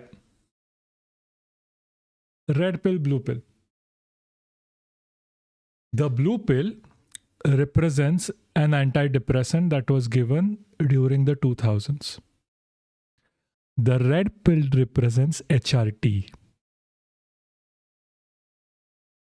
Because the Matrix as a movie is about trans people. It's about people to choose who they really are and not just like go with the whatever the world says, because a lot of times, like in early 2000s, if you were trans or if you were whatever, in America especially, they would give you an antidepressant thinking you're depressed or crazy or whatever, which obviously you weren't, because you were trans, you were born in the wrong gender and like in the wrong social construct of a gender and something that you were not, and you were just trying to break free from it. So the entire movie is about being free from this social construct of gender. Remember, both of the sisters who created Matrix are trans. So the red pill is HRT. It means you take HRT and you become the gender that you want, that you are. And that has been has been mislabeled to you. You break free from that reality. So it is very funny that, or rather ironic to say, manosphere that is very anti-trans, that is very anti-LGBTQ, that is very anti-women, is using the red pill, blue pill analogy, and they are choosing the red pill. Because all of them deep down are just trans women. And I'm not saying that as an insult. I'm saying that as saying that most of these manosphere guys have internalized homophobia because they have feelings for another guy. They are misogynists coming from internalized homophobia about themselves. Like, you can look at, like, for example, Nick Fuentes, or like, who was that? Destiny? Yeah, Destiny. Nick Fuentes is the biggest manosphere guy right now after Andrew Tate. He was caught. He likes getting blowjobs from Destiny. He's gay as fuck. And like at least bisexual. And he's like the most biggest guy in manosphere because he doesn't admit it. He does that secretly. Because if he came out as gay or bisexual, again, the grift is over. It's always so funny. It's always so funny to me whenever people talk about red pill or blue pill. Like, you motherfucker are going to take the blue pill because you are never going, because the red pill means you have to be accepting of trans people. Jesus. Anyway, where were we? Yeah, this thing. Case of misogynistic spiral. Yeah, that is true. It is always a misogynistic spiral because she was a woman. The moral judgment was because she was a woman. Anyway. Voluntary celibates. These are boys and men. Some of them are as young as 13 or 14, and they feel like no woman will ever want to be with them.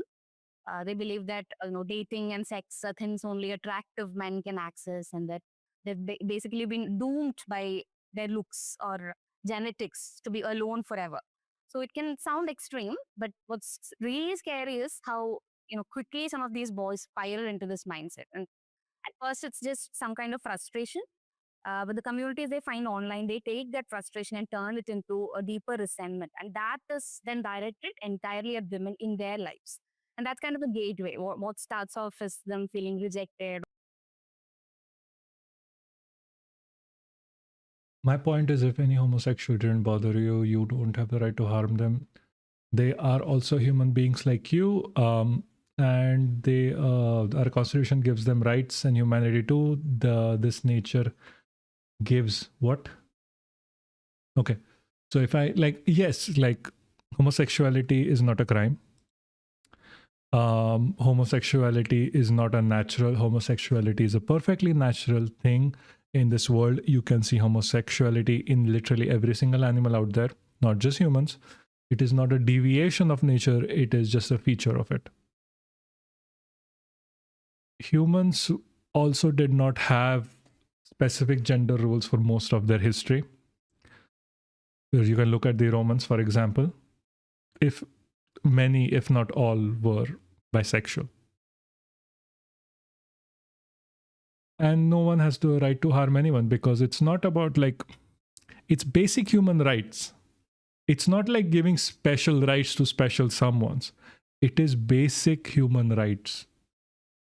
You don't need special rights to define what homosexuality is and whatever. We are being forced to do it because of the right-wing rhetoric that is going on. But that it is something I don't like, because being gay, being bisexual, being a lesbian, being trans is just being part of humans, and you should have basic rights. That's it. Basic rights to life and liberty. Basic rights to, be feeling safe in your homes and the community you're in and not being discriminated against. Yeah, everything says it's natural. It is natural. Like there shouldn't be a requirement to convince anyone that it is not natural or it is natural. It is a perfectly natural thing, and it's only within the right-wing rhetoric that people think it's not natural. Or lonely, that suddenly becomes this full-blown ideology, and that's essentially what makes manosphere so dangerous.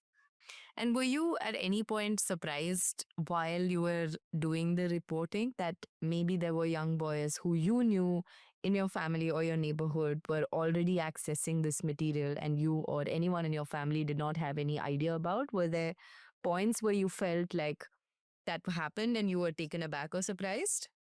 So I'm not very familiar with how, I wasn't very familiar with how teenage boys these days are behaving, or, if they exhibit these kinds of misogyny in their everyday lives and all of that.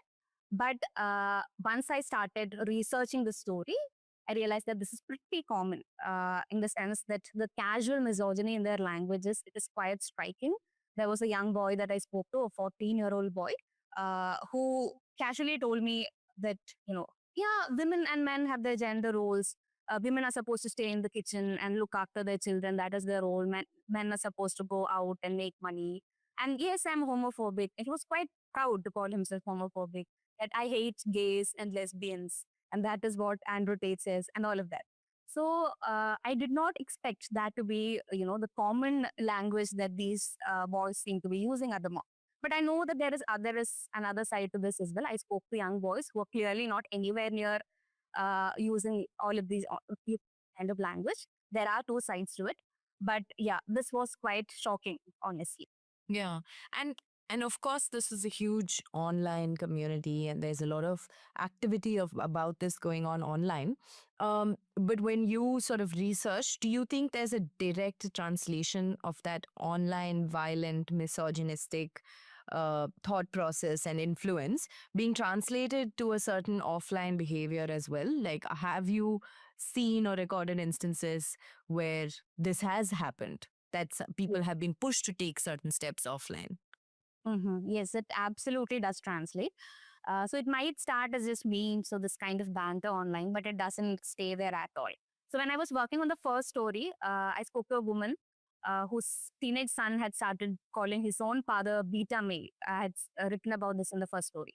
So this was just because he helped out in the kitchen during Onam for making, the sadhya and all of that. What is a beta?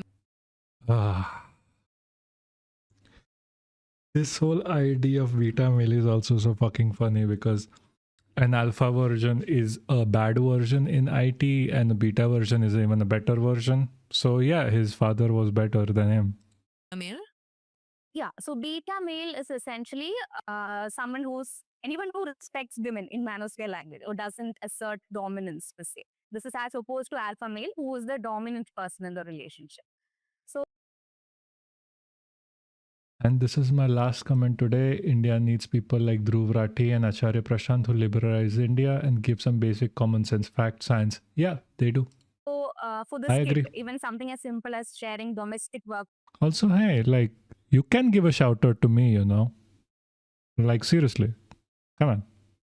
I'm going to be very touchy about it. Was seen as weak. That's why he's calling his own father a beta male. So over time, this mother told me that he began showing this kind of simmering resentment towards her as well, like mocking her for, trying to get a job, or telling her she had a female brain, and all of this. And all of this came from the content he was consuming. Like, he and his classmates, she later realized, were following Andrew Tate. So they were internalizing his. Andrew Tate is literally the worst thing to happen to men in general. Like, actually, it is the worst thing to happen to the world in general. His ideas and, repeating them without even probably realizing what they meant. And this isn't just one body. You hear about this more and more now, whether it's in, schools, or there are these WhatsApp groups of men, young boys worshipping Andrew Tate, or even in the way Good night, boys good night. talk about girls. Some of the schoolgirls that I spoke to, they were talking about the way these boys talk to them, seeing them as something lesser than them. And now, of course, not everyone ends up doing something violent, but sometimes they do. And I have cited an example, Elliot Roger, for example. He was this self-proclaimed incel who was a 22-year-old man in California. He had killed some 6 people before killing himself, and he left behind this manifesto which blamed women for not wanting him. And this guy became a kind of icon in these incel circles. And that's an extreme case. It's a reminder of where this kind of ideology can lead if we don't intervene. Yeah. Right. Yeah. And actually, even here in India, when we hear about things like acid attacks or crimes over rejection, etc., we rarely call it what it is. It is misogynistic violence. But Yeah, it is misogynistic violence. It's the violence directly towards women because they hate women. And I don't know what I'm doing with the speed because, sorry.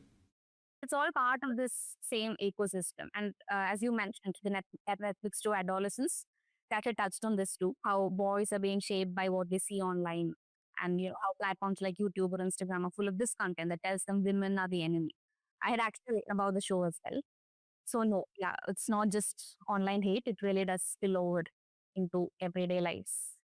And in, like, we were just talking about India, but how do you think India has its own Andrew Tate? Has there been, in your research, have you found that there have been?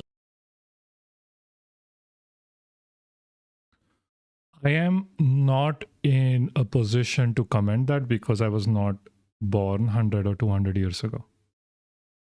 Based on what I know, based on my reading of it, today, these men are trying to recreate the situation to go back to 100 or 200 years ago with this idea that women need to be suppressed. Like, see, you have to realize women got the right to have a bank account in 1970s, 1980s. Before that, women couldn't have a bank account without their husband's permission. So because of which, I would still say today they are better off because of all of the laws that we have. But the manosphere people are trying to like pull us back into that scenario where women do not have the rights and liberty that everyone should. In Indian influencers who have come up in the different forms of Andrew Tate, and are they as influential? Is it different from what Andrew Tate is doing at all? Yes, we absolutely do have India's own versions of Andrew Tate. And what's happening in the Indian manosphere right now is actually, curiously, both very familiar to the template of the Western manosphere and is also simultaneously somehow. In a sense, yes. In a sense, I'm not saying they want it like directly one-on-one, but in a sense, yes, they do want it. In a sense, they want this idea that women should be subservient to men. In a sense, they want this ideology to come up where if you're a woman, you're always going to be under a man's shadow. Like maybe in marriage, maybe in like while dating, maybe like as a mother, you're like subservient to your child even. Yes, they want that thing back. I can say as much, like not in like a direct relation, maybe in a direct relation, you can never tell with manosphere people, but at least in essence of it, yes. Because like sati is like the quintessential surrendering your entire being to a man to the point where you kill yourself when the man dies. How uniquely Indian, which we are actually exploring in detail in this article.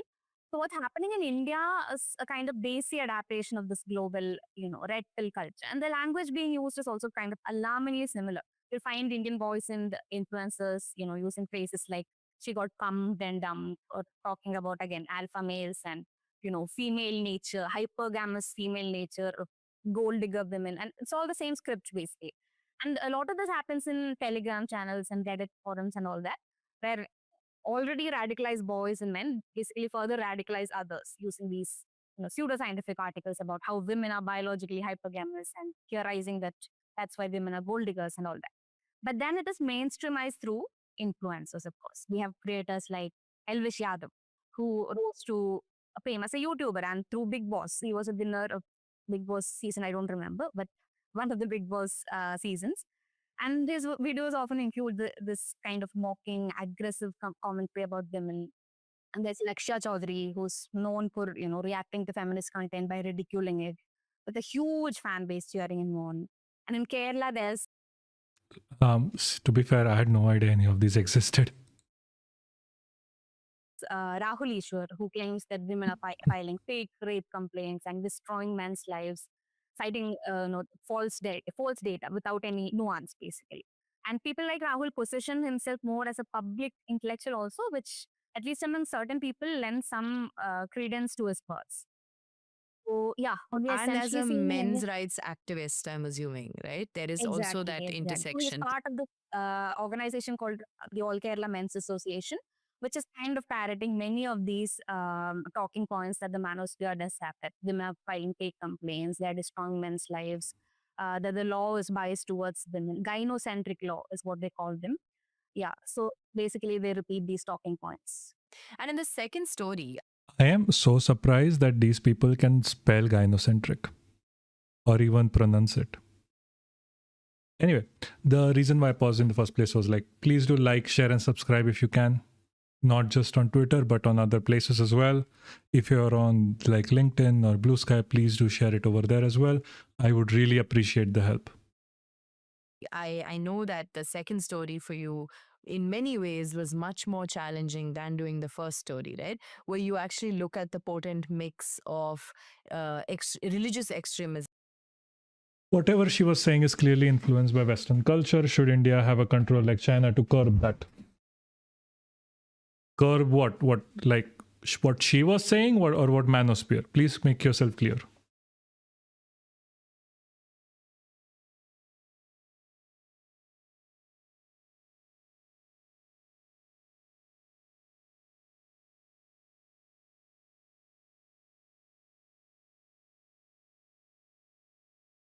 I'm waiting.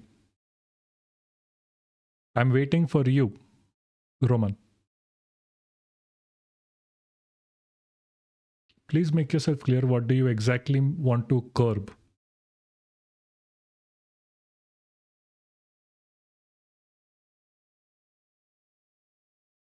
Okay. So that's not going to help.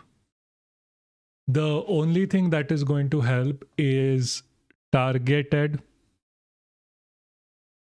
campaigns or content creators who can influence people or like children to be better people and have more empathy.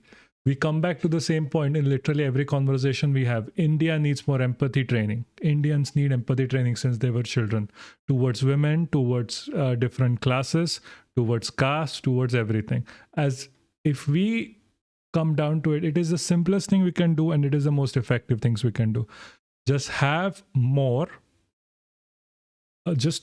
empathy for people. That's it. And the manosphere and how that overlaps very uniquely in our country. Can you briefly tell me what were the challenges that you were sort of facing when you were looking at the second story? And why did we actually feel the need to do a second story when the first one we looked at the Indian subcontinent very specifically in terms of what the manosphere was? But we still felt something had not gotten covered yet fully, right? So tell me a little bit about the challenges and why there was a need to do part 2 of the story. Yes. Honestly, the second story wasn't even something we planned from the start. But while working on part 1, I noticed this idea of religion kept popping up. So many of these boys seem to be subscribing to extreme religious ideologies. One teacher that I spoke to for the first story, she told me that her student, who was an admirer of Andrew Tate, he also spoke about Ayodhya and how the Babri Masjid demolition was a boon for Hindus and stuff like that. And one of the incels that I spoke to actually warned me about the supposed Islamic takeover of Kerala, and that if I kept doing what I was doing, that is writing for supposedly leftist platforms, some mullah would force me to convert and assault me if I don't. Stuff like that. I've written about all of this in the article.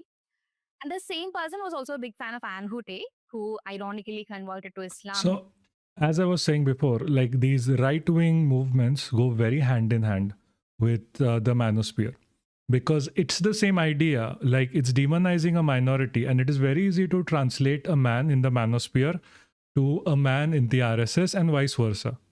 You can always get like, oh, this person is from the manosphere. You can just like have the exact same messaging but towards a Muslim and demonize the man into hating Muslims as well. And it's very easy, and it is not just a issue with RSS, like radical Islam or radical Christianity. Always align themselves with manosphere people.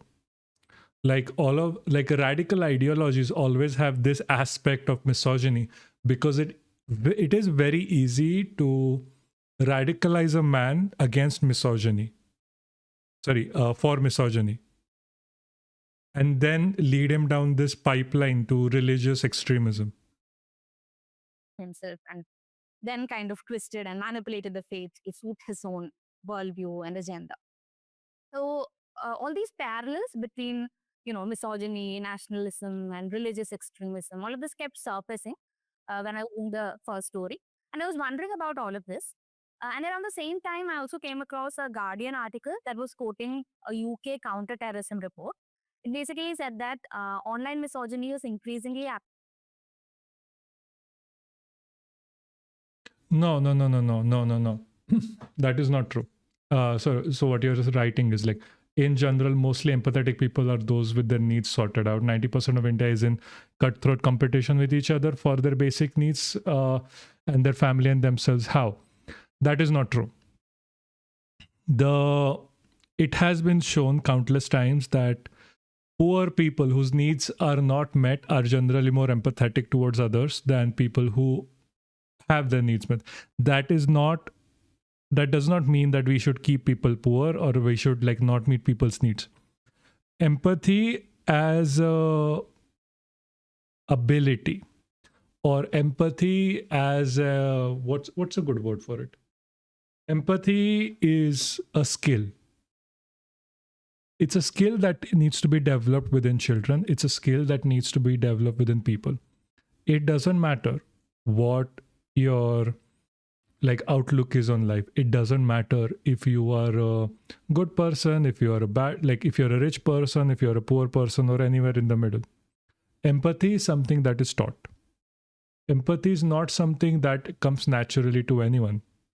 So, and because Indian culture in general focuses so much on being introverted and just focusing on your family and no one else, it is a breeding ground for right-wing manospheric people, misogynistic people, because you're always taught to only focus on people around you, no one else. That's what I was talking about earlier with the whole blaming the poor, because we are only taught to be no, look at your family, no one else. You never think about the poor people, you never think about the women, you never think about the children. That is the problem. Empathy is trained. Empathy is a skill that you need to exercise. It doesn't matter if you have money, if you don't have money, forget about that. Just empathy is a skill. You as a person also needs to train in empathy. You might be the most empathetic person right now, but at some point of life, knowingly or unknowingly, you have trained yourself. That's what I mean. As a gateway to further radicalization. So that kind of clicked for me. And that's why I felt we needed not just one, but two stories to really unpack what's going on. Because it's not just hate for women. It's about what that hate is growing into, basically. So about concerning challenges, it was definitely very intense. A lot of my time went into just lurking on, Reddit forums and YouTube comment sections, Telegram channels and all of that.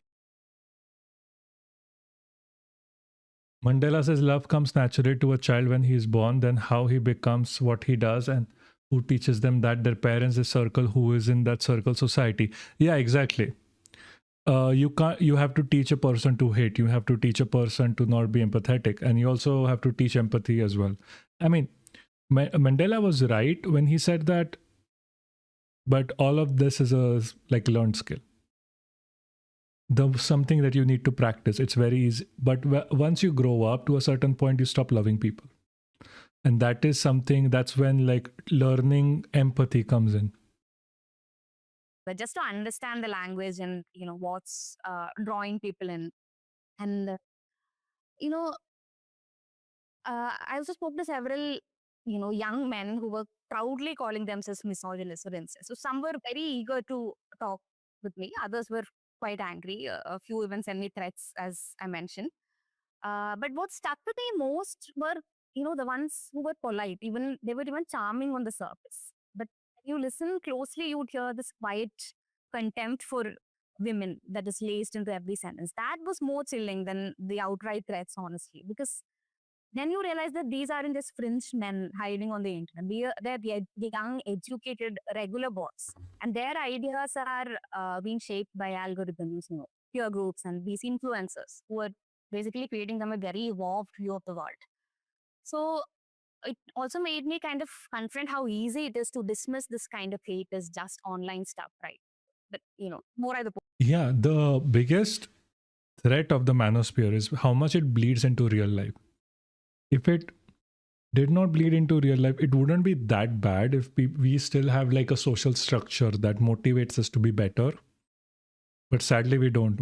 It's easy for manosphere to bleed into real life because especially in India, it is like culturally accepted to put women down. It is culturally accepted to have this idea that women are less than. So it's very easy for manosphere people to survive in India and actually be looked up to and not demonized, which they should be. But like India is a very special case and a very special breeding ground for the manosphere. The more I realized how much of it leaks into real life, like into how boys talk to girls in schools, how young men view relationships and all of that. I wanted to actually ask you very specifically about this experience of reporting this story, right? Because you did this for nearly 8 months where you had to spend time speaking to people online with views that are very different from what we believe at the Newsminute newsroom, what we believe as women, what we've learned and unlearned ourselves to become. And when you're uniquely positioned in this way where you are a woman who they probably hate in many ways as a concept, but you're also a reporter where you do have to play this role of being an observer in some ways, on also sort of asking questions to try and understand them. How did you sort of tackle playing that role where I'm sure they were saying things that, you were getting enraged about or you were getting upset about or you didn't agree with? Do you have a way of sort of negotiating that moment? These online spaces are... Sorry. Aren't women also the reason for that? Are you only blaming males only for that? When you talk about the manosphere, yes. Perpetuating the negative stereotypes within Indian culture is not just a male-only narrative, but women, you have to understand the difference here. Men push for the manosphere and like patriarchy because it is profitable to them. Women, on the other hand, push for patriarchy because they're conditioned into it. That's the difference. So I will blame men for being in the manosphere. Again, it's called the manosphere. The overall misogyny in the Indian subculture or Indian culture is a male problem. You have to blame the males for it because that they are the primary propagators of it. But you can always ignore the hand that some women play in it as well. But then again, even saying that, you have to remember that women are conditioned to support this while men profit from this. there is a huge difference between those two statements. If you're conditioned into it, you do not have 100% of the blame of it. It is obvious. But if you are actively profiting from it and pushing it forward, you are doing it out of purely just profit-driven purposes. That's the difference. Hostile, especially if you are a woman reporting on them. The language they use is brutal. Some of it is hard to even quote. And there's always this tension between wanting to expose what's happening while being careful not to generalize or paint any religion with the same brush. So that was really important to me, to show that this isn't about any one faith, but about how religion itself is being weaponized, right? Like, it's been what? Ah, namaste. How are you doing, man? How are you doing? Blah, dude, I just can't spell your name ever. Blah, blah, blah. Blah, blah, blah. See, this we are going on for like what? Romani, can you check how long are we going? Because I can't see it. Or because we are going on for so long at this point, my neck has started hurting. So yeah, I did it because we need to see the full picture. Dealing with these particular people, I can't. We just have to take it head on. I don't think there is any other way to deal with it. Even when I was being sent threats, my response was, once I got what I needed out of him, my response was just to ice him out. But do you have a format in terms of like, do you argue with them to get them to talk more, or do you just generally keep asking follow-ups and be patient? And what's the sort of strategy that you use essentially? That was my initial. How does women come out of it even after knowing they are conditioned for it and still fall into the trap and do the same thing? I honestly have no good answer for you. No idea. I mean, yeah, 3.5 hours. Yeah, it's been long. See, I have no good answer for you because I don't know. I can speak as a man that I know how to get men out of the manosphere.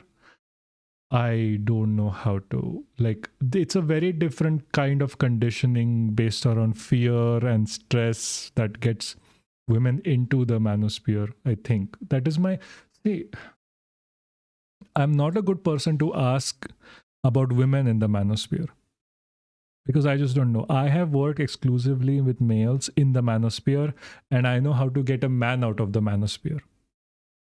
And that just giving men a good role model.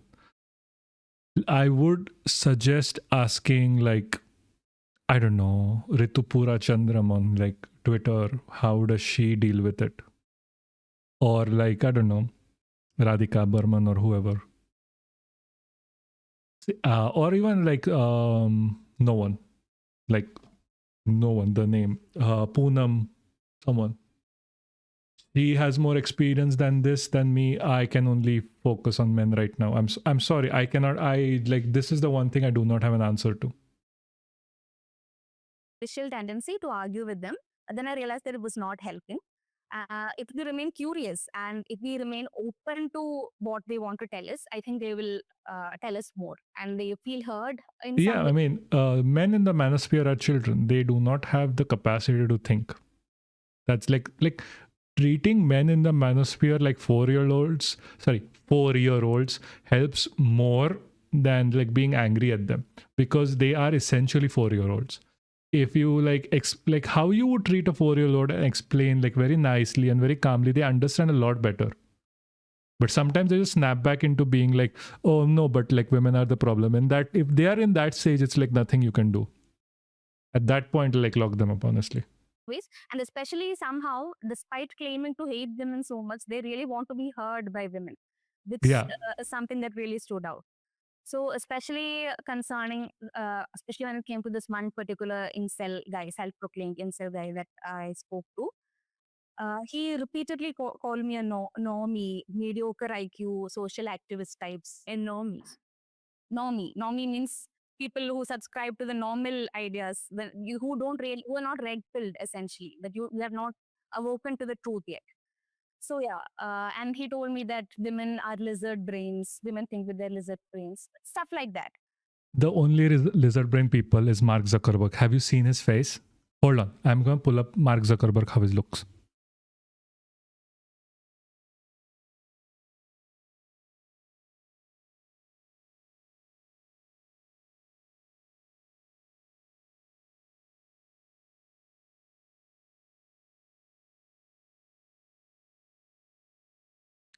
Open.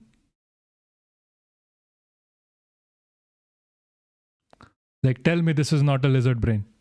I dare you. I dare you. Is this not a lizard? Is this not like half lizard hybrid?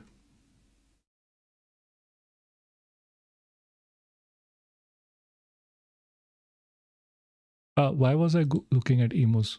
I don't remember. Where was I? Where were we? Women are the worst of this. That's why they have to come out of it if they really want, if they want to do. Women are the worst of in this. Yes, that is true. They are the worst of in this. They always lose in this scenario. Like men will like there is such an imbalance within like patriarchy that women who are who are supporting patriarchy always lose as well. There is no positive out of it. They only do it out of conditioning. Unless like they are a grifter in scenario where they're not really patriarchal, they're just trying to make money out of it. There's a lot of them on the internet. Why they have to come out of it if they really want to do it? I see a second part of it. I really don't understand what you mean. So if I take offense to all of that, then conversation is essentially over. I think what he really needed at the time was for him to be heard. Yeah, a lot of times like manosphere guys become manosphere guys because of loneliness. It's because they don't have anywhere else to turn to. Because like this, like within patriarchy, this idea that you have a man that you can talk to, that you can share your feelings with, and share your like life with as friends, as best friends, is something that is looked down upon. You're called gay, you're called homosexual, you're called whatever. Like normal friendships are demonized within the manosphere and within Indian culture as a whole and within patriarchy. That's why you end up lonely and you end up in this like a perfect position to be picked up by the right wing, picked up by the manosphere. So when you actually have a conversation with these people, they start coming out of it, because at the end of the, like being in the manosphere, as far as I see it, is like a cry for help. Like, hey, I am so lonely, I am gonna get into hating women, even though I want nothing more than to be with a woman. I mean, like it's still their fault. Let's be clear. So I asked him, why do you think women are lizard brained? So do you think women need to be subjugated because of that? So he's like, no, don't say everything that don't take everything that I say so seriously. So it will be a to and fro like that. I think you touch upon it in your story as well, where you do talk about this. Also, I don't know if you're still here, blah blah blah, but if you can, please do like, share, and subscribe. See, like every small bit will help. I'm just trying to get like the message out of like being pro LGBTQ, pro trans, pro like human rights. The idea of loneliness, right? Being a very integral part of the existence of the manosphere itself, which I find quite interesting, especially given the hyper-connected world that we live in, where even there's a scope for an online community. And I can imagine as teenagers, most of us have experienced a certain kind of unknown loneliness that we suddenly are confronted with. But do you think in what forms were these loneliness existing to a point where they were willing to engage with this much hate? Right? Where was that coming from in a space that's so hyper-connected? Yeah.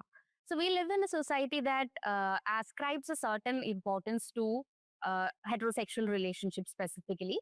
So I think a lot of it is coming from that. And the dating world has changed a lot. Women are moving on from what was expected of them. They don't want to marry at a certain time. They don't want to date at a certain time. They're happy with themselves.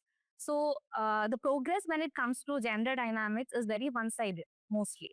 So this kind of is leaving a lot of men at a loss. So it is a systemic problem actually, which many people are taking advantage of. Basically, people like Andrew Tate and others are taking advantage of. So at this point, when there is this vacuum of women being happy with themselves and men wanting relationships but not getting them, they're taking advantage of this particular vacuum and telling men that this is a whole problem because women are now going ahead and taking your jobs and taking over your lives, leaving you behind. So that kind of turns into this kind of a deep resentment that uh, forces them to blame women instead of the system, the capitalism.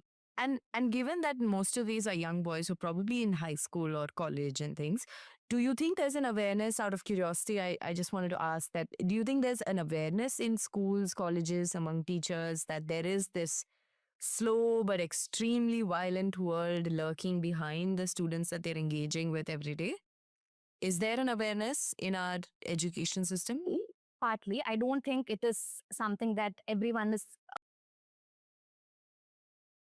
As you said, men are conditioned for this arrangement. Why would they give up on something which is in their favor? Empathy. Empathy training is important. Secondly, see, patriarchy fucks both ways. That, like, it is one of my go-to comments. Patriarchy does fuck both ways. A patriarchy is also bad for men, and men don't, like, as good as it sounds for men, it is also bad for them, like, mentally and socially. It gives them all the power and all the loneliness. So overall speaking, patriarchy is still bad. So see, if you can get this point across, if you can get this point across to men that, hey, you do not have to be lonely, you don't have to be small or pathetic, you can get this point across. Plus, it's always like she made a point before she got cut about capitalism.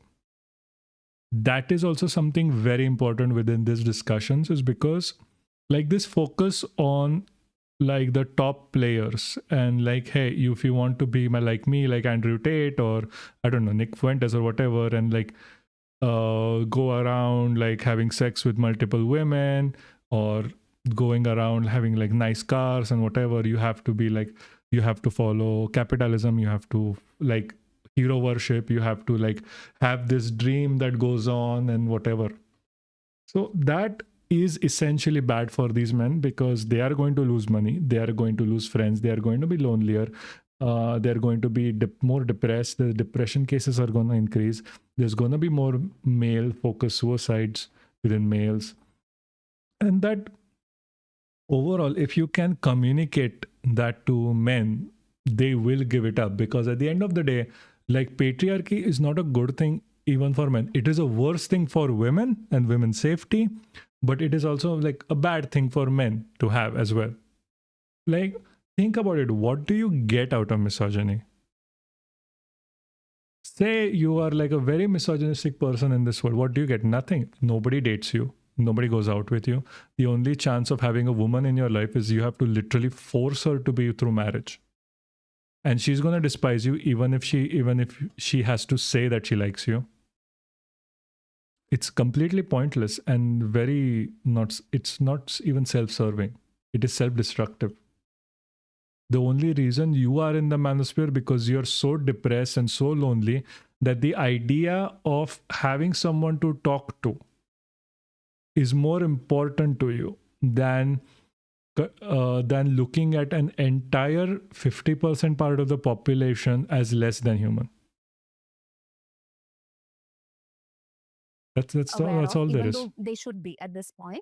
So in Australia and all, they're introducing courses specifically to counter online misogyny. So that is something that we should aspire to. Yes, that is something we should definitely aspire to. There are quite a few teachers that I spoke to in schools and tutors who deal with young kids, who are very aware of what is going on with them in their online lives and who tried to lead them to a different path in all of that. But in our government schools, I don't think so.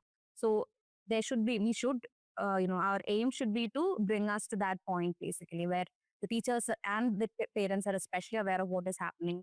And last question, Lakshmi, I wanted to really ask you is what makes this story really unique for me, not just as a reader, but also as your colleague who works in the same newsroom, is that this is one of the stories. I think very few newsrooms in India do stories that are not reaction based, right? The way we look at our newsrooms, we end up reacting to the events that are happening around us.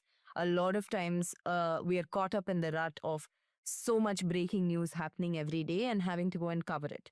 This is one of those stories which actually looks at a certain ecosystem that's being created for something that could become a lot more dangerous in the years to come, if it hasn't already become dangerous in many ways.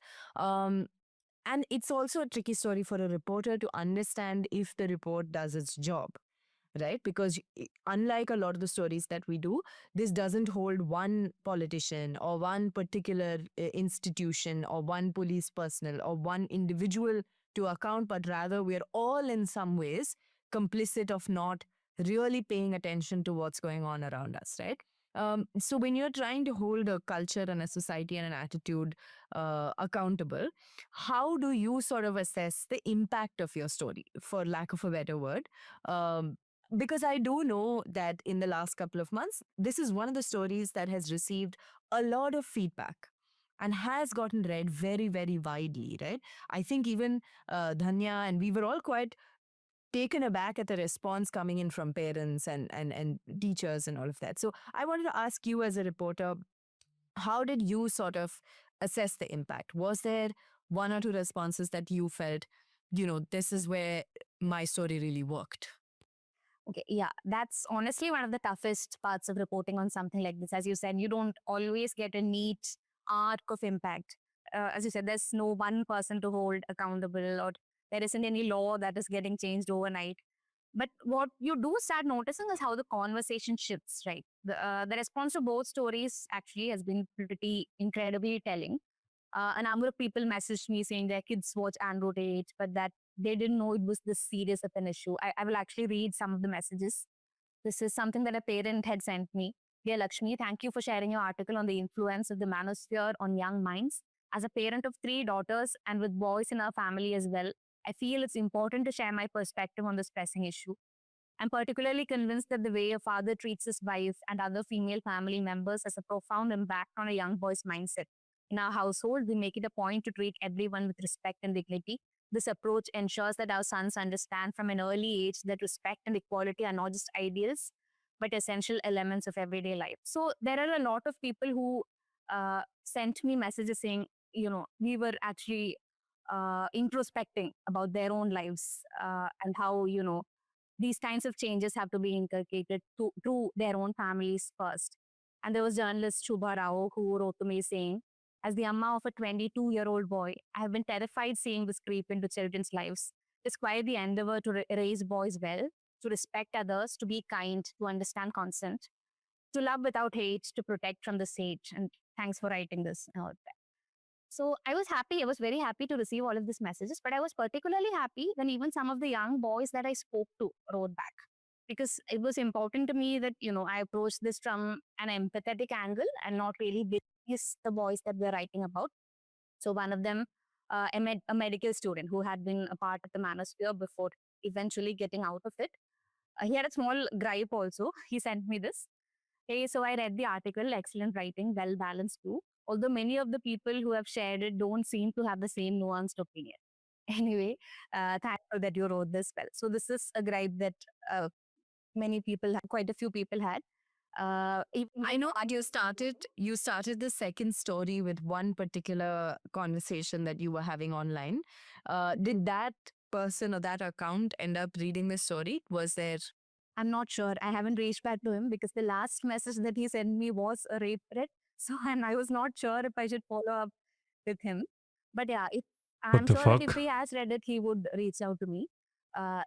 Anyway. But yeah, this message really made me happy because one of the rights that he had, even when I was speaking to him for the story, was that he wasn't sure if this was going to be an empathetic take, if this was going to be a one-sided, today's feminism kind of a take, and not an intersectional approach that some people would expect. But then he was happy that it was an intersectional, more nuanced approach. So that made me really happy. Anyway, yeah, that's how it goes. And obviously, there was a lot of defensiveness too. You know, people trying to argue not all men or claiming I was attacking religion, even when the story made it clear that this isn't about any one faith.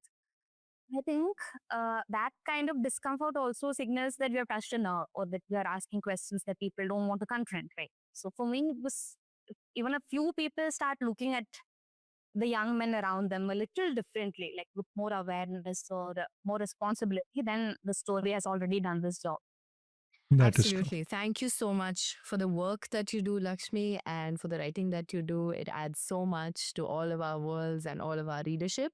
I just want to add that after the first story that Lakshmi did, she and Danya did an interview, which was quite eye opening, which was with two young teenagers based in Bangalore, where the idea was that no matter how much we intellectualize, no matter how much we research, to really understand what's going on in schools, we had to listen to teenagers themselves telling us about this world that we often are so far away from and so removed from. So you will find the link of that interview below this one. You can go watch that. It's way more interesting in so many ways than listening to adults talk about the manosphere itself. So please do go and watch that interview that Danya Sure, and Lakshmi have subscribe to done. News Minute if you can. And if Seriously, these are good interviews that they do. This is actually quite good readership. So it's been what, 4 hours now? I am in pain. I'm not going to hide that fact. My neck and jaws are hurting, and I'm not used to going this long. I'm used to going for like 3 hours max in lectures, not more. And I'm quite in pain. So I think we are going to cover a little bit of Yamuna, but really fast. The third and final story that is going to stop Yamuna from being poisoned at this point. So there is no point in going for Chat Puja. There is no point in going for like any of these sorts. Mostly because whatever you do, you're gonna get poisoned and you're gonna face the issues from this. So I'm just gonna leave you with this. Whatever show that they show on TV with the BJP and the right-wing circles, do not fall for those traps. Do not fall for any of that, please, because they do not care for your lives. They really do not. You need to protect your own self. You need to protect your health. So please, take care. Do not fall for this trap here. Here they are trying to like screen grab of like what Subhash Rao said. They created an entire side lake so you can take pictures with the Prime Minister because he's too afraid to go in the actual Yamuna because it is poisoned. It is not good for anything. So please, please, please, I beg you, take care of yourself and be safe. Thank you. And just some good mice. Thank you so much for being with me. Thank you so much for coming. Thank you so much for being part of this. Thank you, thank you, thank you so much for all of this. I could have never expected a response like this today, especially because again, I'm just starting and thank you so much for the interaction. It was a blessing for all of you to be here, for all of you to ask me questions, for all of you to be nice about it. And I'm sorry, Roman, I really went off on you a lot. And Bliss, thank you so much. You are the best. See ya. Goodbye. Why did you retract your statement of bye? You're literally the best. You have been here from the start, and thank you so much.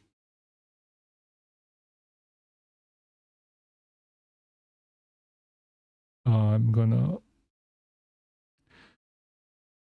you do realize like I'm going to like cut off like when this thing is processed, the entire video is going to be cut off in the middle because of reasons. If I don't know if you noticed. Anyway, I'm going to stop streaming. See ya. Thank you so much, guys. Thank you so much for being here.